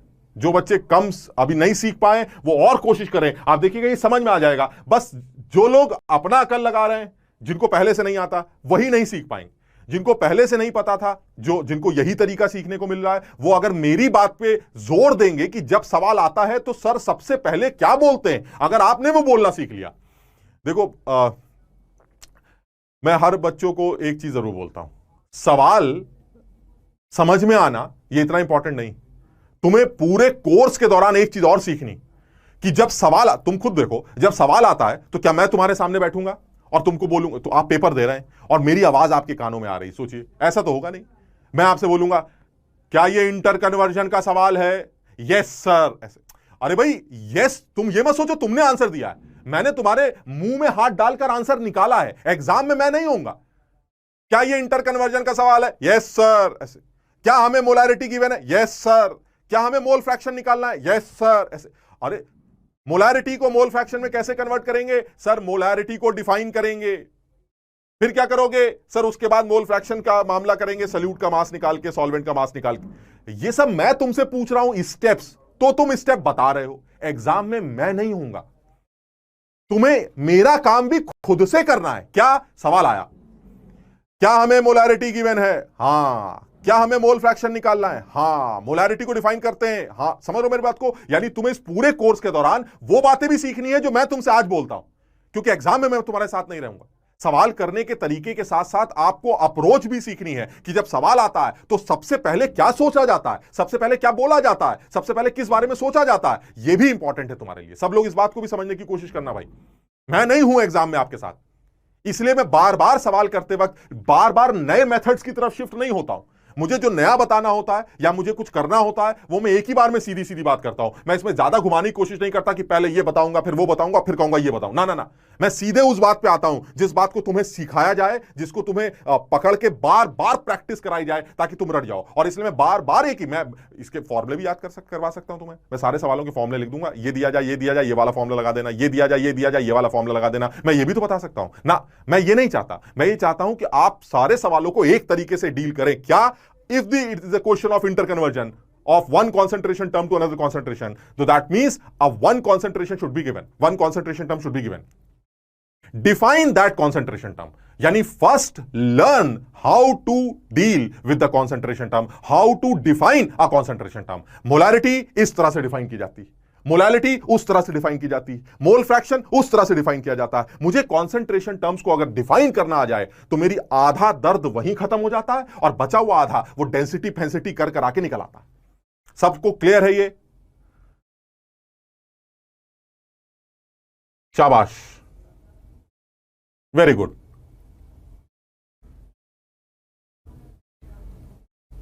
शाबाश, बिल्कुल इस चीज को समझो यार। मैं बहुत सारे बच्चे इस बात को समझ रहे हैं, लेकिन मुझे एक चीज समझ में नहीं आती, जब चैट लिखते हो तो इतनी सारी कैसे एक चीज, OP OP OP OP, lecture lecture lecture lecture, सब एक ही चीज, स्माइली बनाए जा रहे हैं, कोई रो रहा है, लाइंस। अरे भाई एक बार लिख दिया करो, और दूसरा उंगलियां कम चलाओ, पेन ज्यादा चलाओ, बात समझो, है ना। तो और आगे बढ़ते हैं। यानी ये चीज यहां भी क्लियर हो गई कि सर अगर आप मुझे मोलारिटी दे देंगे, डेंसिटी दे देंगे, तो मैं आपको मोल फ्रैक्शन निकाल के दिखा दूंगा। हाँ, मोलालिटी और मोल फ्रैक्शन के लिए डेंसिटी की जरूरत नहीं है, क्योंकि मोलालिटी और मोल फ्रैक्शन दोनों मास मास में डील करते हैं, और मास मास में डील करने वालों के लिए मुझे डेंसिटी नहीं निकालनी, मुझे नहीं चाहिए डेंसिटी। और आगे बढ़ते हैं।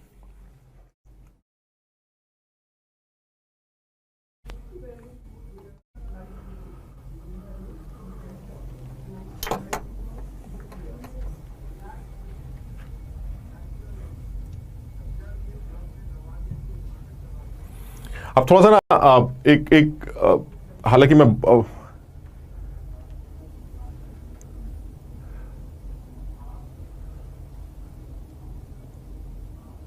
सॉल्यूशंस के मोल्स निकाल के सल्यूट के मोल्स माइनस कर दो। सॉल्यूशंस के मोल तो तभी निकलेंगे जब सल्यूट के और सॉल्वेंट के दोनों के पता होंगे, क्योंकि सॉल्यूशन कोई कंपाउंड नहीं होता, सॉल्यूशन दो लोगों का मिक्सचर होता है, और मिक्सचर के मोल्स इंडिविजुअल मोल्स को जोड़कर ही निकाले जा सकते हैं। खैर, मैं यहां पर थोड़ा सा एक मुश्किल पार्ट डिस्कस करने जा रहा हूं, थोड़ा सा मुश्किल, मतलब इंटरेस्टिंग भी है, क्योंकि तुम समझो अब तक जो हमने किया है वो क्या किया है कि हमने कॉन्सेंट्रेशन टर्म्स को डेंसिटी के साथ लिंक करके अलग अलग चीजें डिफाइन की। यहां पर अब कुछ इनफैक्ट मैं एक दो कॉन्सेंट्रेशन टर्म और है, पहले वो भी डिफाइन कर लेता हूं, ताकि हम सारी चीजों को आसानी से मिल के सॉल्व कर पाए, आसानी से मिल के देख पाए। तो मैं यहां पर और एक आध कॉन्सेंट्रेशन टर्म डिफाइन कर लेता हूं फटाफट, और उसके बाद आगे बढ़ता हूं। मेरा नेक्स्ट कॉन्सेंट्रेशन टर्म आता है percentage weight by wait. This is my next concentration term. मैं अब बाकी के जो कॉन्सेंट्रेशन टर्म्स है, जो मेन कॉन्सेंट्रेशन टर्म्स है, उनको लिख लेता हूं, फिर इनको आपस में लिंक करना सीख लेते हैं फटाफट फटाफट एकदम, ठीक, ताकि कॉन्सेंट्रेशन टर्म का झंझट ही खत्म हो जाए। परसेंटेज वेट बाई वेट को कैसे डिफाइन करेंगे? बिल्कुल केमिस्ट्री नहीं लगानी, कोई केमिस्ट्री नहीं है भाई।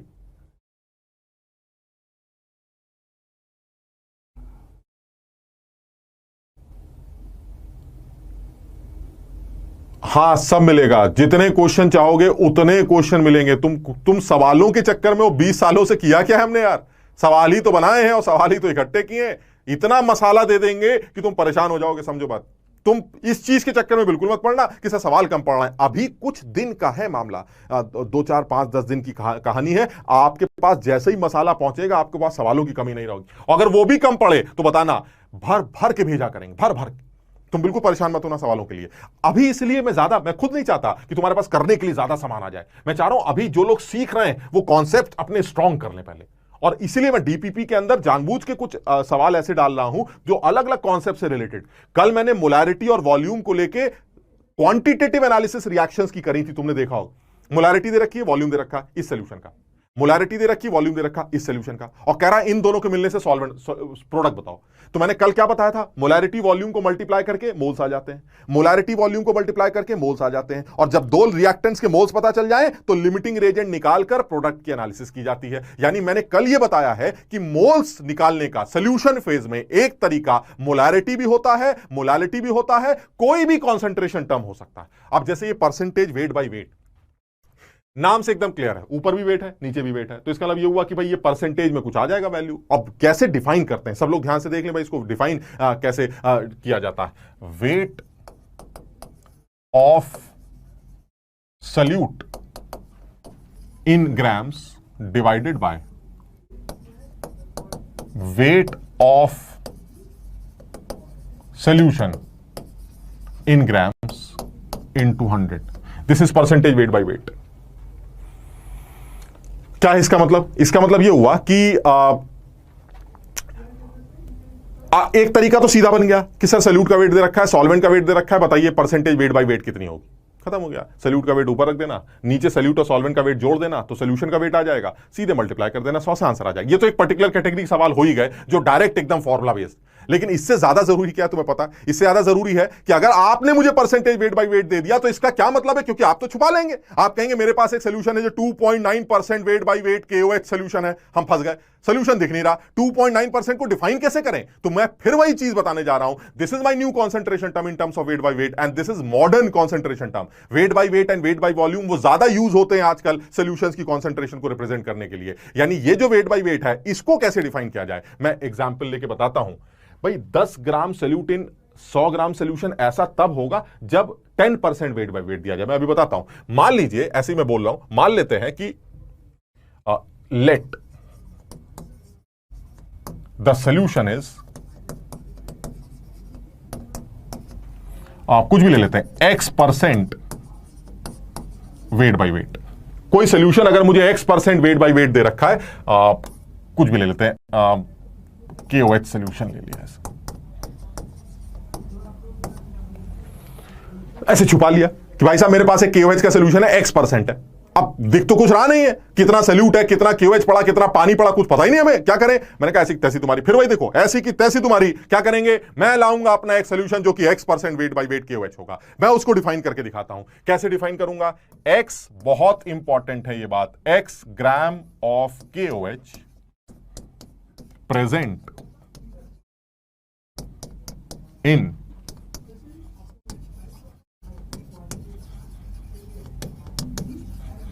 100 ग्राम सोल्यूशन।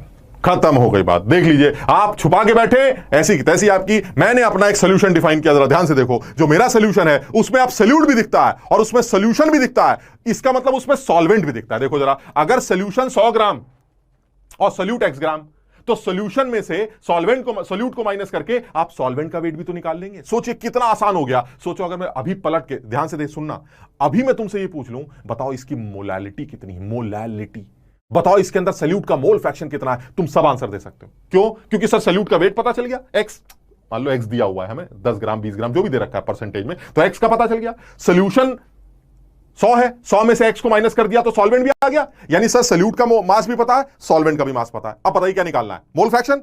मोल्स निकाले, मोल फ्रैक्शन आ गया। सर क्या निकालना है? मोलालिटी। मोल्स निकाले, वेट निकाला सॉल्वेंट का, पुट कर दिया, मोलालिटी। जो दिल करे, सिर्फ ये डिफाइन करना आना चाहिए, सिर्फ ये डिफाइन करना सीख लेते हैं कि if the solution is X% wait by wait, that means X gram of solute dissolved in 100 gram of solution. That means अगर ये डिफाइन करोगे तो इससे आपको सॉल्वेंट का वेट भी पता चल जाएगा। Weight of solvent is equal to 100 minus X gram. अब आपको जो चाहिए आप सब सॉल्व कर सकते हैं। मैं यहीं पर इसी के नीचे एक एग्जांपल लिख रहा हूं, तुम इसको समझने की कोशिश करना। ये सब जेई के पेपर में घूम घूम कर हर साल दिखाई देते हैं। तुमने पढ़ा होगा, एक चैप्टर होता है लिक्विड सॉल्यूशन, कॉलिगेटिव प्रॉपर्टीज वाला, वहां पर भी मोलालिटी ये सब बकवास चलती, यहीं सीख लो, वहां पढ़ने की जरूरत ही नहीं पड़ेगी। ठीक, क्या करना है इसमें? एक सवाल ले लेते हैं।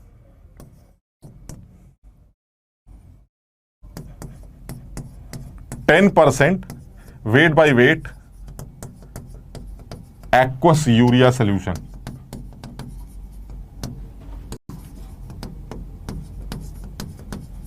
Find out it's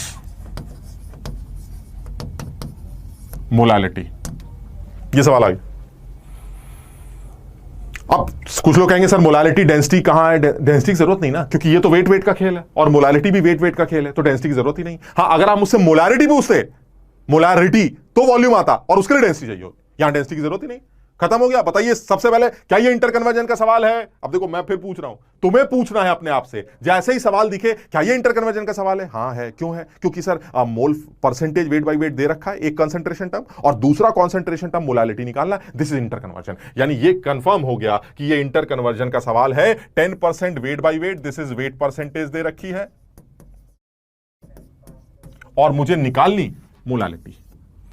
So that means this is interconversion. And if it is interconversion, then first define the given concentration term. And the definition of the given concentration term is percentage weight by weight को कैसे define करते हैं ये मैंने अभी अभी सीखा है. If it is 10% weight by weight urea, then it will be 10 gram of urea present in 100 gram solution. देखा ये अभी ये सीखा है. अब बताओ क्या क्या दिख रहा है. क्या यूरिया का मास दिखता है? सर दिखता है. ये देखिए 10 ग्राम. क्या पानी का मास दिखता है? हां सर दिखता है. 100 में से 10 माइनस कर देंगे तो पानी का भी मास आ जाएगा. यानी मास ऑफ वाटर भी पता है, mass of solvent that is 100 minus 10 90 ग्राम. शाबाश. 50/27 याद आ रहा है. वही सवाल है. वही एक सवाल लेके आया हूं मैं. सारे पार्ट उसी के करूंगा. 50/27 आंसर पहले भी निकला था, फिर आ रहा है. Now this is mass of solvent that is 90 ग्राम. तो मोल फ्रैक्शन क्या होगा? क्या निकालना क्या है? मोलालिटी. तो मोलालिटी क्या होगी? मोलालिटी होगी, यहां निकाल लेते हैं. Molality is equal to moles of solute. कितने हैं? कहीं फिक्स हुआ है? 10 ग्राम. 10 ग्राम से मोल कितने आएंगे भाई? 10/60 upon weight of water, mass of water in KG 90 ग्राम. 90 ग्राम को केजी में कन्वर्ट करना जानते हो? 90/1000. आप इसको सॉल्व करिए, ये फिर से 50/27 आएगा.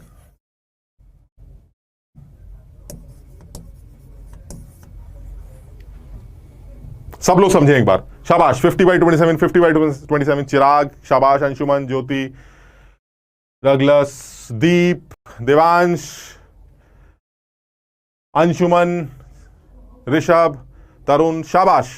सब लोग एक बार समझने की कोशिश करें. कुछ नहीं कर रहा हूं मैं, कुछ नहीं कर रहा हूं मैं आज, तो कुछ भी नहीं कर रहा हूं मैं तो सिर्फ तुम्हें ये बता रहा हूं, सिर्फ कॉन्सेंट्रेशन टर्म को डिफाइन करना सीख लो, सारी मुसीबतें खत्म हो जाएंगी. उस मुश्किल चीज से बच जाओगे जो ये मुश्किल चीज लगती है बच्चों को मोल कॉन्सेप्ट के अंदर. सर ये क्या दे रखा है? 60% वेट बाई वेट, इसको वेट बाई वॉल्यूम में कन्वर्ट करो. कुछ समझ में नहीं आता. आप अगर अंग्रेजी लिखना सीख गए, ये वाली लाइन, सिर्फ ये लाइन, मतलब तुम इसकी कितनी इंपॉर्टेंस समझते हो मुझे तो नहीं पता, लेकिन मैं इस लाइन की इतनी ज्यादा इंपॉर्टेंस समझता हूं कि आप सोच भी नहीं सकते. मुझे ऐसा लगता है कि इस टॉपिक के अंदर सिर्फ ये लाइन ही है जो आपका आंसर निकाल के देती है 1 सेकंड के अंदर विदाउट यूजिंग एनी फॉर्मूला.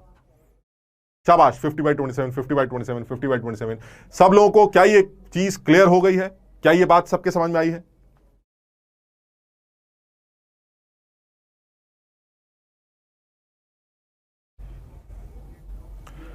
सब लोगों को ये बात समझ में आई है? यस आया है, एक यस आया है. 50/27 श्रुति ने, 50 विशाल ने, अस्मिता ने, शाबाश शाबाश शाबाश शाबाश शाबाश. अनन्या, शिवम. अरे एलन वेलन छोड़ो, एलन में भी ऐसा नहीं पढ़ाया जाता. कोई बात नहीं, यहां पढ़ लो. इंटर्न कन्वर्जन क्लियर है. शाबाश. बहुत आज है. नॉर्मालिटी की बात भी करेंगे. आकाश नॉर्मालिटी की भी बात करेंगे. मैंने बताया था नॉर्मालिटी में इक्विवेलेंट कॉन्सेप्ट आएगा. That will be my second chapter. ठीक, हम बिल्कुल करेंगे. मेरे ख्याल से कल से और या परसों से स्टार्ट हो जाए. शाबाश शाबाश शाबाश. Very good.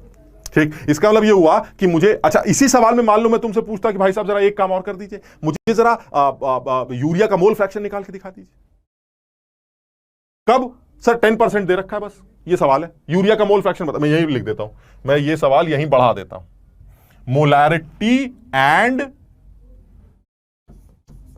मोल फ्रैक्शन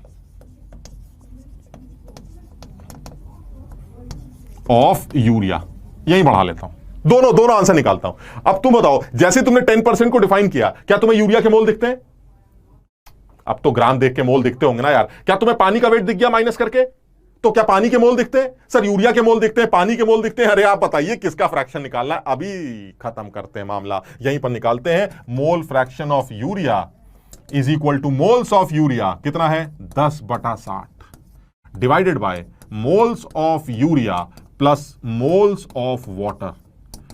आप आंसर निकालिए, वो तो आपको पहले से ही पता है, 1/31 ही आने वाला है. यानी 10 ग्राम यूरिया से मोल आ गए, 90 ग्राम पानी के मोल आ गए. 18 से डिवाइड करके मेरे मोल अपॉन हमारे मोल इज इक्वल टू मेरा मोल फ्रैक्शन. खत्म बात.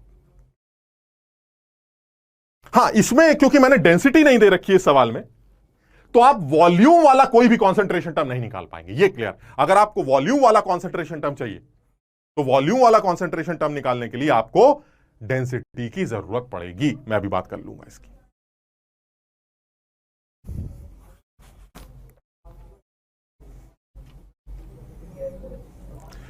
तुम्हारी चैट नहीं आ रही है, एक सेकंड रुकना जरा।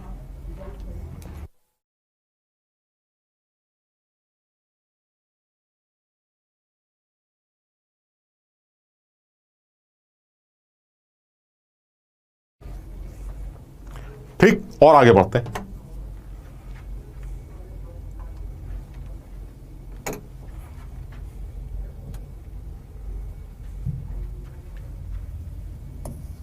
बल्कि एक सेकंड, एक और कंसंट्रेशन टर्म है यार, उसको भी निपटाया जाए, क्यों इतना दिमाग लगाएंगे। परसेंटेज वेट बाय वॉल्यूम, ये देखो बिल्कुल वैसा ही है। सब सब अपने आप लिख सकते हो, सब अपने आप लिख सकते हो। Y60, अरे होश में नहीं हो क्या? अरे 60 is the molecular weight of urea, कितनी बार बताऊं यार। हाँ, मैं भी आईआईटी से हूं, 2002 का पास आउट हूं, आईआईटी रुड़की से। अरे अब पूछ रहे हैं, बताइए, इतने डेमो लेक्चर डाल दिया बड़ा सा, इतनी सारी बातें बता दी, अब पूछ रहे हैं। हाँ भाई, इसलिए तो कहते हैं कहना माना करो। हम सब वो लोग हैं जो तुम्हें पढ़ा रहे हैं, जितने भी मास्टर हैं सारे आईटीएन है, ये तीनों।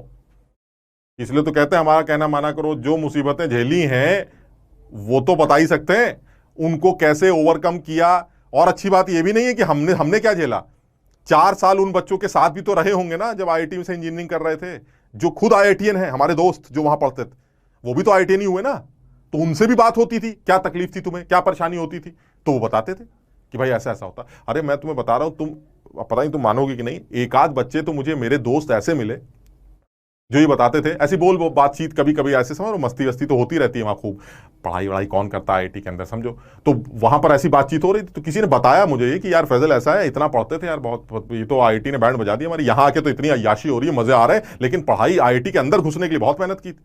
वो बता रहा था कि मैंने, पता नहीं सच बोल रहा था झूठ बोल रहा था, कि जब पढ़ते थे तो स्टूल पे बैठते थे, और स्टूल पे बैठ के जो है कुछ ऐसा कर लेते थे जिससे अगर नींद आए तो जैसे सर को किसी रस्सी रस्सी से बांध लिया है, गर्दन को किसी रस्सी से बांध के कहीं फंसा लिया ऐसे, तो जब झटका लगता था ना ऐसे नींद में आते तो दोबारा जग जाते थे ऐसे, मतलब सर तो पूरा तो गिरते नहीं थे ऐसे। मतलब मैंने कहा यार तुम इतनी मेहनत, तुम्हें पढ़ने की जरूरत क्या थी? कह रहा नहीं यार, बिना इतनी मेहनत के हम सेलेक्ट नहीं हो पाते, हमें पता है, हम अपनी अपनी कैपेबिलिटी जानते हैं। और ये चीज मैं तुम सब लोगों को इसलिए बोल रहा हूं क्योंकि हर बच्चे को अपनी कैपेबिलिटी पता है। तुम दूसरों को मत देखा करो कि उसको क्या आता है तुम्हें क्या नहीं आता। अगर तुम्हें लगता है कि तुमने इतनी मेहनत करके तुम्हें कम मिलता है और बगल वाले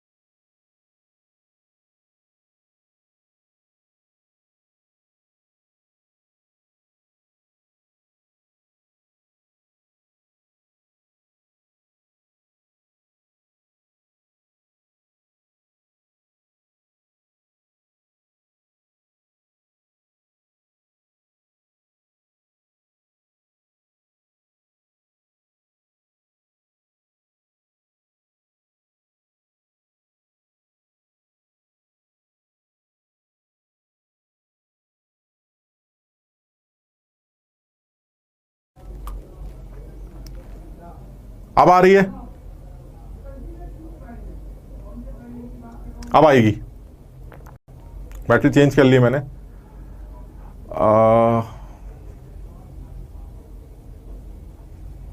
देखो आ रही है, अब आ रही है आवाज।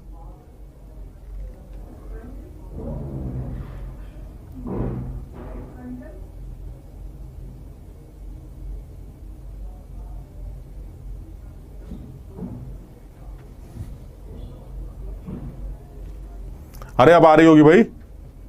हाँ अब आ रही। ठीक है ठीक है ठीक है ठीक है ठीक। हाँ तो मैं ये कह रहा था कि जो परसेंटेज वेट बाय वॉल्यूम है, this is weight of solute in grams divided by solution का वॉल्यूम इन मिलीलीटर इनटू 100। ये तो ठीक है, ये तो डायरेक्ट सवाल आ गया कि सॉल्वेंट का वेट, सोल्यूट का वेट दे रखा है, सोल्यूशन का वॉल्यूम दे रखा है, सीधे डिवाइड कर दीजिए, परसेंटेज वेट बाय वॉल्यूम आ जाएगा। लेकिन इसको डिफाइन कैसे करेंगे ये इंपॉर्टेंट। तो डिफाइन कैसे करते हैं जरा इसके बारे में बात करते हैं। डिफाइन इसको करा जाएगा, फिर वही है, हम इसको अपने हिसाब से लेते हैं। मान लेते हैं कि मेरे पास एक y% वेट बाय वॉल्यूम कुछ भी ले लेते हैं, एक्वस यूरिया सॉल्यूशन। फिर वही है, छुपा लिया सर, छुपा के बैठे हैं आप, और आपको y% weight by volume urea दे रखा। अब आप कैसे डिफाइन करेंगे? मुझे क्या पता कितना यूरिया कितना वॉल्यूम है, कैसे डिफाइन करेंगे भाई? सब लोग समझते हैं इस बात को। कैसे डिफाइन करेंगे सर? ऊपर के हिसाब से देखें तो y gram of urea dissolved in 100 ml solution. ये देखिए आप, खटाक से एकदम कितना क्लियर है। वेट बाय वॉल्यूम का मतलब है ऊपर सॉल्यूट का वेट, नीचे सॉल्यूशन का वॉल्यूम। वेट बाय वेट का क्या मतलब है? ऊपर सॉल्यूशन का वेट, नीचे सॉल्यूशन का वेट। ऊपर सॉल्यूट का वेट, नीचे सॉल्यूशन का वेट। वेट बाय वॉल्यूम का क्या मतलब है? ऊपर सॉल्यूट का वेट, नीचे सॉल्यूशन का वॉल्यूम। बस इतना फर्क है। वहां ऊपर सॉल्यूट का वेट था, यहां भी ऊपर सॉल्यूट का वेट है। वहां नीचे सॉल्यूशन का वेट था, यहां सॉल्यूशन का वॉल्यूम है। बस इतना फर्क है। और आप इसको इस तरह से डिफाइन करेंगे। अब तुम सोचो, अगर इस तरह से डिफाइन करेंगे और आपसे मैं पूछूं क्या ये टर्म वॉल्यूम से रिलेटेड है? हां सर, ये टर्म वॉल्यूम से रिलेटेड। ये देखिए आप, तो फिर इसका मतलब मोलैरिटी निकाली जा सकती है डायरेक्ट, क्योंकि मोलैरिटी भी वॉल्यूम से रिलेटेड होती है, डेंसिटी की जरूरत ही नहीं। लेकिन अब अगर आपको मास वाला कंसंट्रेशन टर्म निकालना है, मोलैरिटी वाला या मोल फ्रैक्शन वाला, तो डेंसिटी चाहिए। सब लोग समझने की कोशिश करो, the given concentration term is dealing with volume, so ultimately volume वाले सारे निकल आएंगे। लेकिन अब अगर मास वाला निकालना है तो डेंसिटी चाहिए। इससे पहले डेंसिटी वाले मास वाले कंसंट्रेशन टर्म दिए जा रहे थे, तो वॉल्यूम वाला कंसंट्रेशन टर्म निकालने के लिए डेंसिटी की जरूरत पड़ती थी। यहां वॉल्यूम वाला दिया गया है, अगर आपको मास वाला कंसंट्रेशन टर्म निकालना है तो भी डेंसिटी की जरूरत पड़ेगी। लेकिन सोचो, क्या मैं वॉल्यूम वाला कंसंट्रेशन टर्म अब निकाल सकता हूं विदाउट यूजिंग डेंसिटी? निकाल सकता हूं, एंड दैट इज मोलैरिटी। सोचो जरा, मोलैरिटी निकालनी हो तो क्या यहां से निकल सकता है? बिल्कुल निकल सकता है सर। y ग्राम आपने यूरिया के दे रखे हैं, यहां से मोल्स आ जाएंगे सॉल्यूट के, और सॉल्यूशन का वॉल्यूम तो आपने दे ही रखा है। आ गया आंसर, 1 सेकंड में आ गया। करके देखते हैं जरा, एक सवाल यहीं पर लिखते हैं भाई सब लोग। 11% wait by volume aqueous urea solution, find out molarity. कितना बढ़िया एकदम। एक ये सब सरदर्द हैं बहुत सारे बच्चों के, सरदर्द। सर ये क्या चक्कर है, ये दे रखा है, मोलैरिटी कहां से आ जाएगी? आपने कुछ दिखाया ही नहीं, ना मोलैरिटी, ना मोल्स पता है, ना वॉल्यूम पता है। अरे भाई तुम डिफाइन तो करो, तुम्हें सब मिलेगा। क्या ये इंटर कन्वर्जन का सवाल है सर, ये इंटर कन्वर्जन का, क्योंकि आपने मुझे एक कॉन्सेंट्रेशन टर्म को दूसरे कॉन्सेंट्रेशन टर्म में कन्वर्ट करने के लिए कहा। क्या करूं? अगर ये इंटर कन्वर्जन का सवाल है तो सर आपको जो कॉन्सेंट्रेशन टर्म गिवन है आप उसको एक बार डिफाइन कर लीजिए, खत्म हो गया सवाल। कैसे डिफाइन करते हैं? डिफाइन करने के लिए आप इसको 11% को कैसे लिखेंगे? देखिए, y ग्राम यूरिया यानी 11 gram urea, 11 gram of urea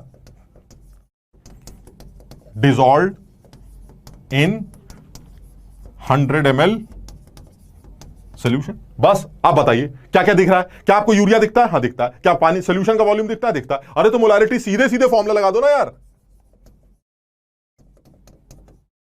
molarity is equal to moles of urea, सब लोगों को दिखते होंगे, 11/60 डिवाइडेड बाय सॉल्यूशन का volume in litre. This is the volume of solution but is in ml, सो इसको litre में convert करेंगे तो क्या होगा? 100/1000। वही पुराना आंसर। मैं तो एक ही सवाल याद करके आया हूं, मैं सारे आंसर वही निकालूंगा जो मैंने पहले किए। क्योंकि मुझे तो अब ये समझ में आ गया है कि भाई साहब सवाल 36 तरह के बना लीजिए, मुझे तो अब एक चीज समझ में आ गई है, कंसंट्रेशन टर्म डिफाइन करना आना चाहिए। फिर तो ऐसी की तैसी तुम्हें जो करवाना करवा लो, डेंसिटी लगा दोगे तो मैं एक कंसंट्रेशन टर्म जो कि पर्टिकुलरली मास में या वॉल्यूम में डील करता है उसको दूसरे कंसंट्रेशन टर्म में भी कन्वर्ट कर लूंगा जो कि मास या वॉल्यूम में डील करता है। मतलब समझो, अगर वो मास वाला है तो वॉल्यूम वाले में कन्वर्ट कर सकता हूं, वॉल्यूम वाला है तो मास वाले में कन्वर्ट कर सकता हूं। ऐसे में मुझे एक डेंसिटी और चाहिए बस। Otherwise if you need to interconvert a concentration term which is dealing with mass and you need to calculate the concentration term which is again dealing with mass, so we do not need density, but for volume वाला चाहिए अगर, तो in that case आपको density की जरूरत पड़ती है। बस इतना फर्क, और वो भी डेंसिटी किसकी? सॉल्यूशन की। क्लियर है सबको? बस ये एक लाइन जैसे होता था ना, तुम्हें याद होगा पोलियो के टाइम बोला जाता था 2 बूंद जिंदगी कैसे, वैसे यहां पर ये लाइन है, बस सब कुछ यही करेगी जो करेगी। जिसको ये लाइनें लिखनी आ गई, सिर्फ कंसंट्रेशन टर्म्स को डिफाइन करना। मैं एक बार फटाफट रिपीट कर रहा हूं, molarity, moles of solute present in 1000 ml solution. Molality, moles of solute present in 1000 gram solvent. Mole fraction, खट से बांटा, याद है वो बांटने वाला तरीका? Clear. Percentage weight by weight, this much weight of solute present in 100 gram of solution. Percentage weight by volume, this much weight of solute present in 100 ml solution. बड़ा आसान है कहानी। सब लोगों को समझ में आ गया भाई? सबको क्लियर है? आग लगा दी इन्होंने, ओहो स्ट्रैटेजी। वीरेंद्र, शाबाश वीरेंद्र, क्लियर है, शाबाश, वेरी गुड, शाबाश, बहुत बढ़िया। और आगे बढ़ते हैं, थोड़ा सा और आगे बढ़ते हैं, एक सवाल करते हैं।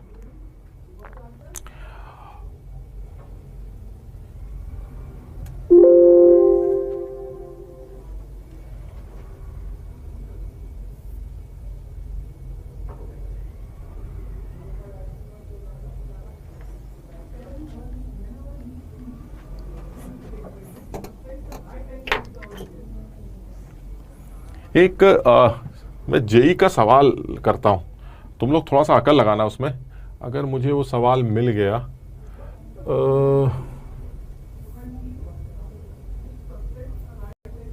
या मुझे लग रहा है मैंने उसी के ऊपर लिख दिया है।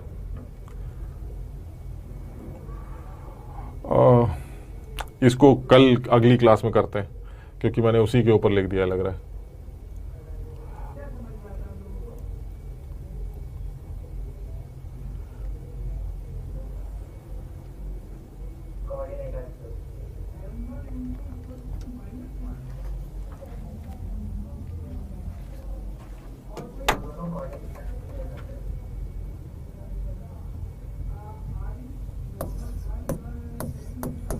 ये यार थोड़ा सा मुश्किल लगता है। 6.9 molar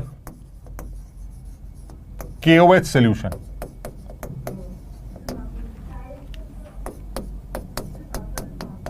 it is 30% by weight also. Find out density.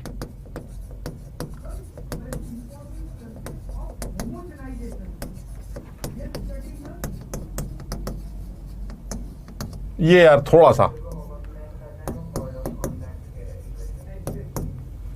समझो जरा इसको। 6.9 मोलर KOH का सॉल्यूशन है, यानी एक कॉन्सेंट्रेशन टर्म दे रखा है मोलारिटी, जो कि किस में डील करता है? वॉल्यूम। और एक और कॉन्सेंट्रेशन टर्म दे रखा है जो कि मास में डील करता है। ये देखिए 30% वेट बाय वेट, यानी this is dealing with volume and this is dealing with mass. Clear है ये? यानी एक चीज तो समझ में आ रही है कि एक कॉन्सेंट्रेशन टर्म ये है जो कि वॉल्यूम में डील कर रहा है, और एक कॉन्सेंट्रेशन टर्म ऐसा है जो मास में डील कर रहा है, और मुझे चाहिए सॉल्यूशन की डेंसिटी। अब देखो, इसमें भी मैं तुम्हें अननेसेसरी किसी अलग पाथ से या बहुत ज्यादा अकल लगाने के लिए नहीं बोलूंगा। मैं बिल्कुल सीधे तरीके से चलता हूं। क्या? सोच के जवाब देना। अगर मुझे मोलारिटी और डेंसिटी पता होती तो क्या मैं परसेंटेज वेट बाय वेट निकाल सकता था? क्योंकि ये तो वॉल्यूम में डील करता है, डेंसिटी मैंने दे रखी है, तो आप परसेंटेज वेट बाय वेट भी कैलकुलेट कर सकते हैं। Weight of solute divided by weight of solution into 100। ठीक, एक काम करते हैं ना, यही कर लेते हैं, ऐसे कर लेते हैं या उल्टा कर लेते हैं। 30% वेट बाय वेट मास में डील कर रहा है, डेंसिटी में दे देता हूं तो आप उसकी मोलैरिटी निकाल लीजिएगा। तुमने बताया था हम कर सकते हैं सर। तो ऐसे करते हैं कि मान लो डेंसिटी पता है डी इज नोन डी, तो डी के टर्म्स में आप मोलैरिटी कैलकुलेट करिए with the help of this percentage weight by wait. कैसे? बड़ा आसान है, हम इसको ऐसे कर लेते हैं, let the density of the solution is D gram per ml. ये मैं मान लेता हूं, मान लीजिए बस ये डी हमें पता है, बस चलने दो आपको, D D D D D D D के फॉर्म में चलने देते हैं। ठीक, अब ऐसे मान लेते हैं डेंसिटी गिवन है, परसेंटेज 30 दे रखा है, मोलैरिटी निकालो, कर लेते हैं एक बार मोलैरिटी खुद से निकाल के देख लेते हैं कैसे निकलेगी। 30% को कैसे डिफाइन करोगे भाई? 30% को डिफाइन करने का तरीका है 30 grams of KOH in 100 gram solution. याद है अभी परसेंटेज वेट बाय वेट को कैसे डिफाइन किया जाता है? 30 ग्राम KOH इन 100 ग्राम सोल्यूशन। खत्म हो गया सवाल। सोल्यूट के मोल यहां से आ जाएंगे, 100 ग्राम का सोल्यूशन है, डेंसिटी आपको दे रखी है, वॉल्यूम आ जाएगा, मोलैरिटी आ जाएगी डी के टर्म्स में। हो गया सॉल्व। यानी आप कैसे करेंगे? Molarity is equal to moles of solute यानी moles of KOH divided by volume of solution in litres. बताओ मोल्स ऑफ KOH कितने? 30 ग्राम अगर है तो कितने आएंगे भाई मोल्स?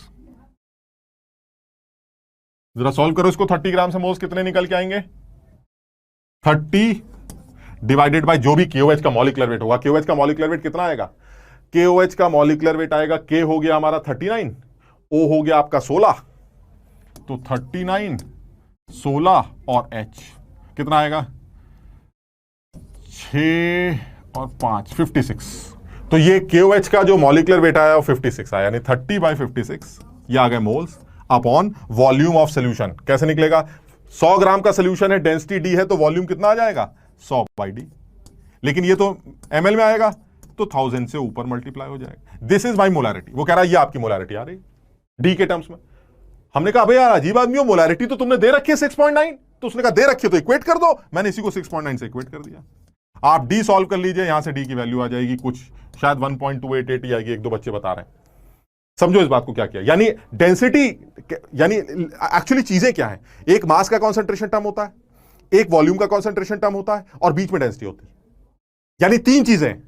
इन तीन में से कोई भी दो दे दो, तीसरा मैं बता दूंगा। तो ये जो सवाल है ये इधर का और इधर का कंसेंट्रेशन टर्म गिवन है और आपको बीच की डेंसिटी निकालनी थी। तरीका क्या बता रहा हूं मैं कि किसी भी एक कंसेंट्रेशन टर्म को डिफाइन करो, डी के टर्म्स में दूसरा कंसेंट्रेशन टर्म निकाल लो और उसको गिवन वैल्यू से इक्वेट कर दो। अननोन डी होगा वो डी सॉल्व हो जाएगा। इस सवाल को आप ऐसे भी कर सकते थे कि आप मोलैरिटी को बेस बनाकर मोलैरिटी को डिफाइन करते और डी के टर्म्स में परसेंटेज वेट बाय वेट निकालते और उसको 30 से इक्वेट कर देते, तो भी आंसर सेम आता। सब लोग ये वाली बात समझ पा रहे हैं मेरी, क्या कह रहा हूं मैं? ये सब लोग ये वाली बात समझ पा रहे हैं क्या चल रहा है ये? यानी मैं ये कहना चाह रहा हूं कि जब दो कॉन्सेंट्रेशन टर्म गिवन हो जो कि एक मास और एक वॉल्यूम में डील करता है, तो आप किसी भी एक कॉन्सेंट्रेशन टर्म को पहले डिफाइन करिए, क्योंकि आपको डिफाइन करना तो आता ही है, और डेंसिटी को डी मान लीजिए। तो जो दूसरा कॉन्सेंट्रेशन टर्म है जो गिवन है उसको भूल जाइए। जो दूसरा कॉन्सेंट्रेशन टर्म है आप उसको डी के टर्म्स में पहले खुद निकालिए और उसको फिर गिवन वैल्यू से इक्वेट कर दीजिए। डी अननोन होगा, डी सॉल्व हो जाएगा, खत्म हो गया। सब लोगों को यह बात समझ में आई कैसे किया जा रहा है? हाँ, अंशुमन 1.288 बता रहा है। कुछ बच्चे कह रहे हैं सर इसको दोबारा बताइए। मैं ये कह रहा हूं कि आपको ये सवाल दिया गया था जिसमें दो कॉन्सेंट्रेशन टर्म गिवन, ठीक है, एक वेट का कॉन्सेंट्रेशन टर्म गिवन है और एक वॉल्यूम वाला कॉन्सेंट्रेशन टर्म गिवन है। मोलैरिटी याद है ना, मोलैरिटी में वॉल्यूम आता है। तो आप करना कैसे है? करना ऐसे है कि आप सर एक काम करिए, किसी भी एक कॉन्सेंट्रेशन टर्म को बेस बना लीजिए। 30% वेट बाई वेट ये दे रखा है, ठीक, एंड मोलैरिटी 6.9 एंड बीच में डेंसिटी। तो एक काम करते हैं, 30% वेट बाई वेट को डिफाइन करते हैं इस तरह से और डेंसिटी को डी मान लेते हैं। इस तरह से डिफाइन करने के बाद डेंसिटी को यूज करके, डी को यूज करके आप मोलैरिटी निकाल लीजिए। मोलैरिटी तो अब आप जानते हैं कैसे डी को यूज करके मोलैरिटी निकाली जाएगी। मोल्स ऑफ सोल्यूट सब यहां से मिल जाएंगे आपको, और डेंसिटी को यूज करके आप मोलैरिटी निकाल लीजिए। वो जो मोलैरिटी आएगी वो डी के टर्म्स में आएगी। ये देखिए, ये निकाली तो है मैंने मोलैरिटी, ये डी के टर्म्स में आ रही है भाई। ये देखिए डी आ रहा है। वो कह रहा है क्या बदतमीजी है, मोलैरिटी तो मैंने तुम्हें दे रखी है। मैंने कहा अरे यार तुमने दे रखी है, मैंने बेकार में निकाल ली। एक काम करते हैं, जो मैंने निकाली है और जो तुमने दे रखी है उसको इक्वेट कर देते हैं। ये इक्वेट कर दिया 6.9 से। जैसे आपने दोनों को इक्वेट किया, अननोन जो आपने माना था डी, वो देखिए डी, ये डी फटाक से सॉल्व हो जाएगा।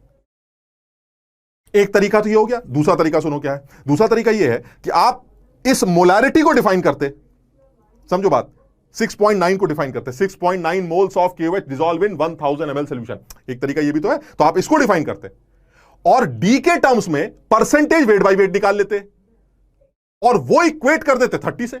उल्टा समझ लो, या तो इसको शुरू करो 30 तक लेके जाओ डी के टर्म्स में, 30 से शुरू करो जैसे मैंने किया है, और आप 6.9 तक लेके जाइए तो भी आंसर आ जाएगा। दोनों से डी कैलकुलेट किया जा सकता है। सब लोग समझ पाए इस बात को अब? वेरी गुड, शाबाश।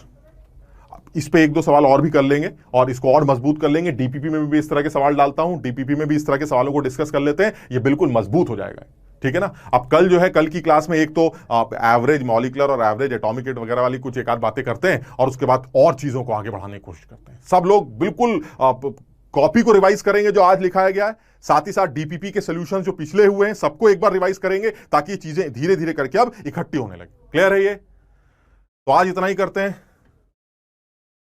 Thank you so much, bye bye.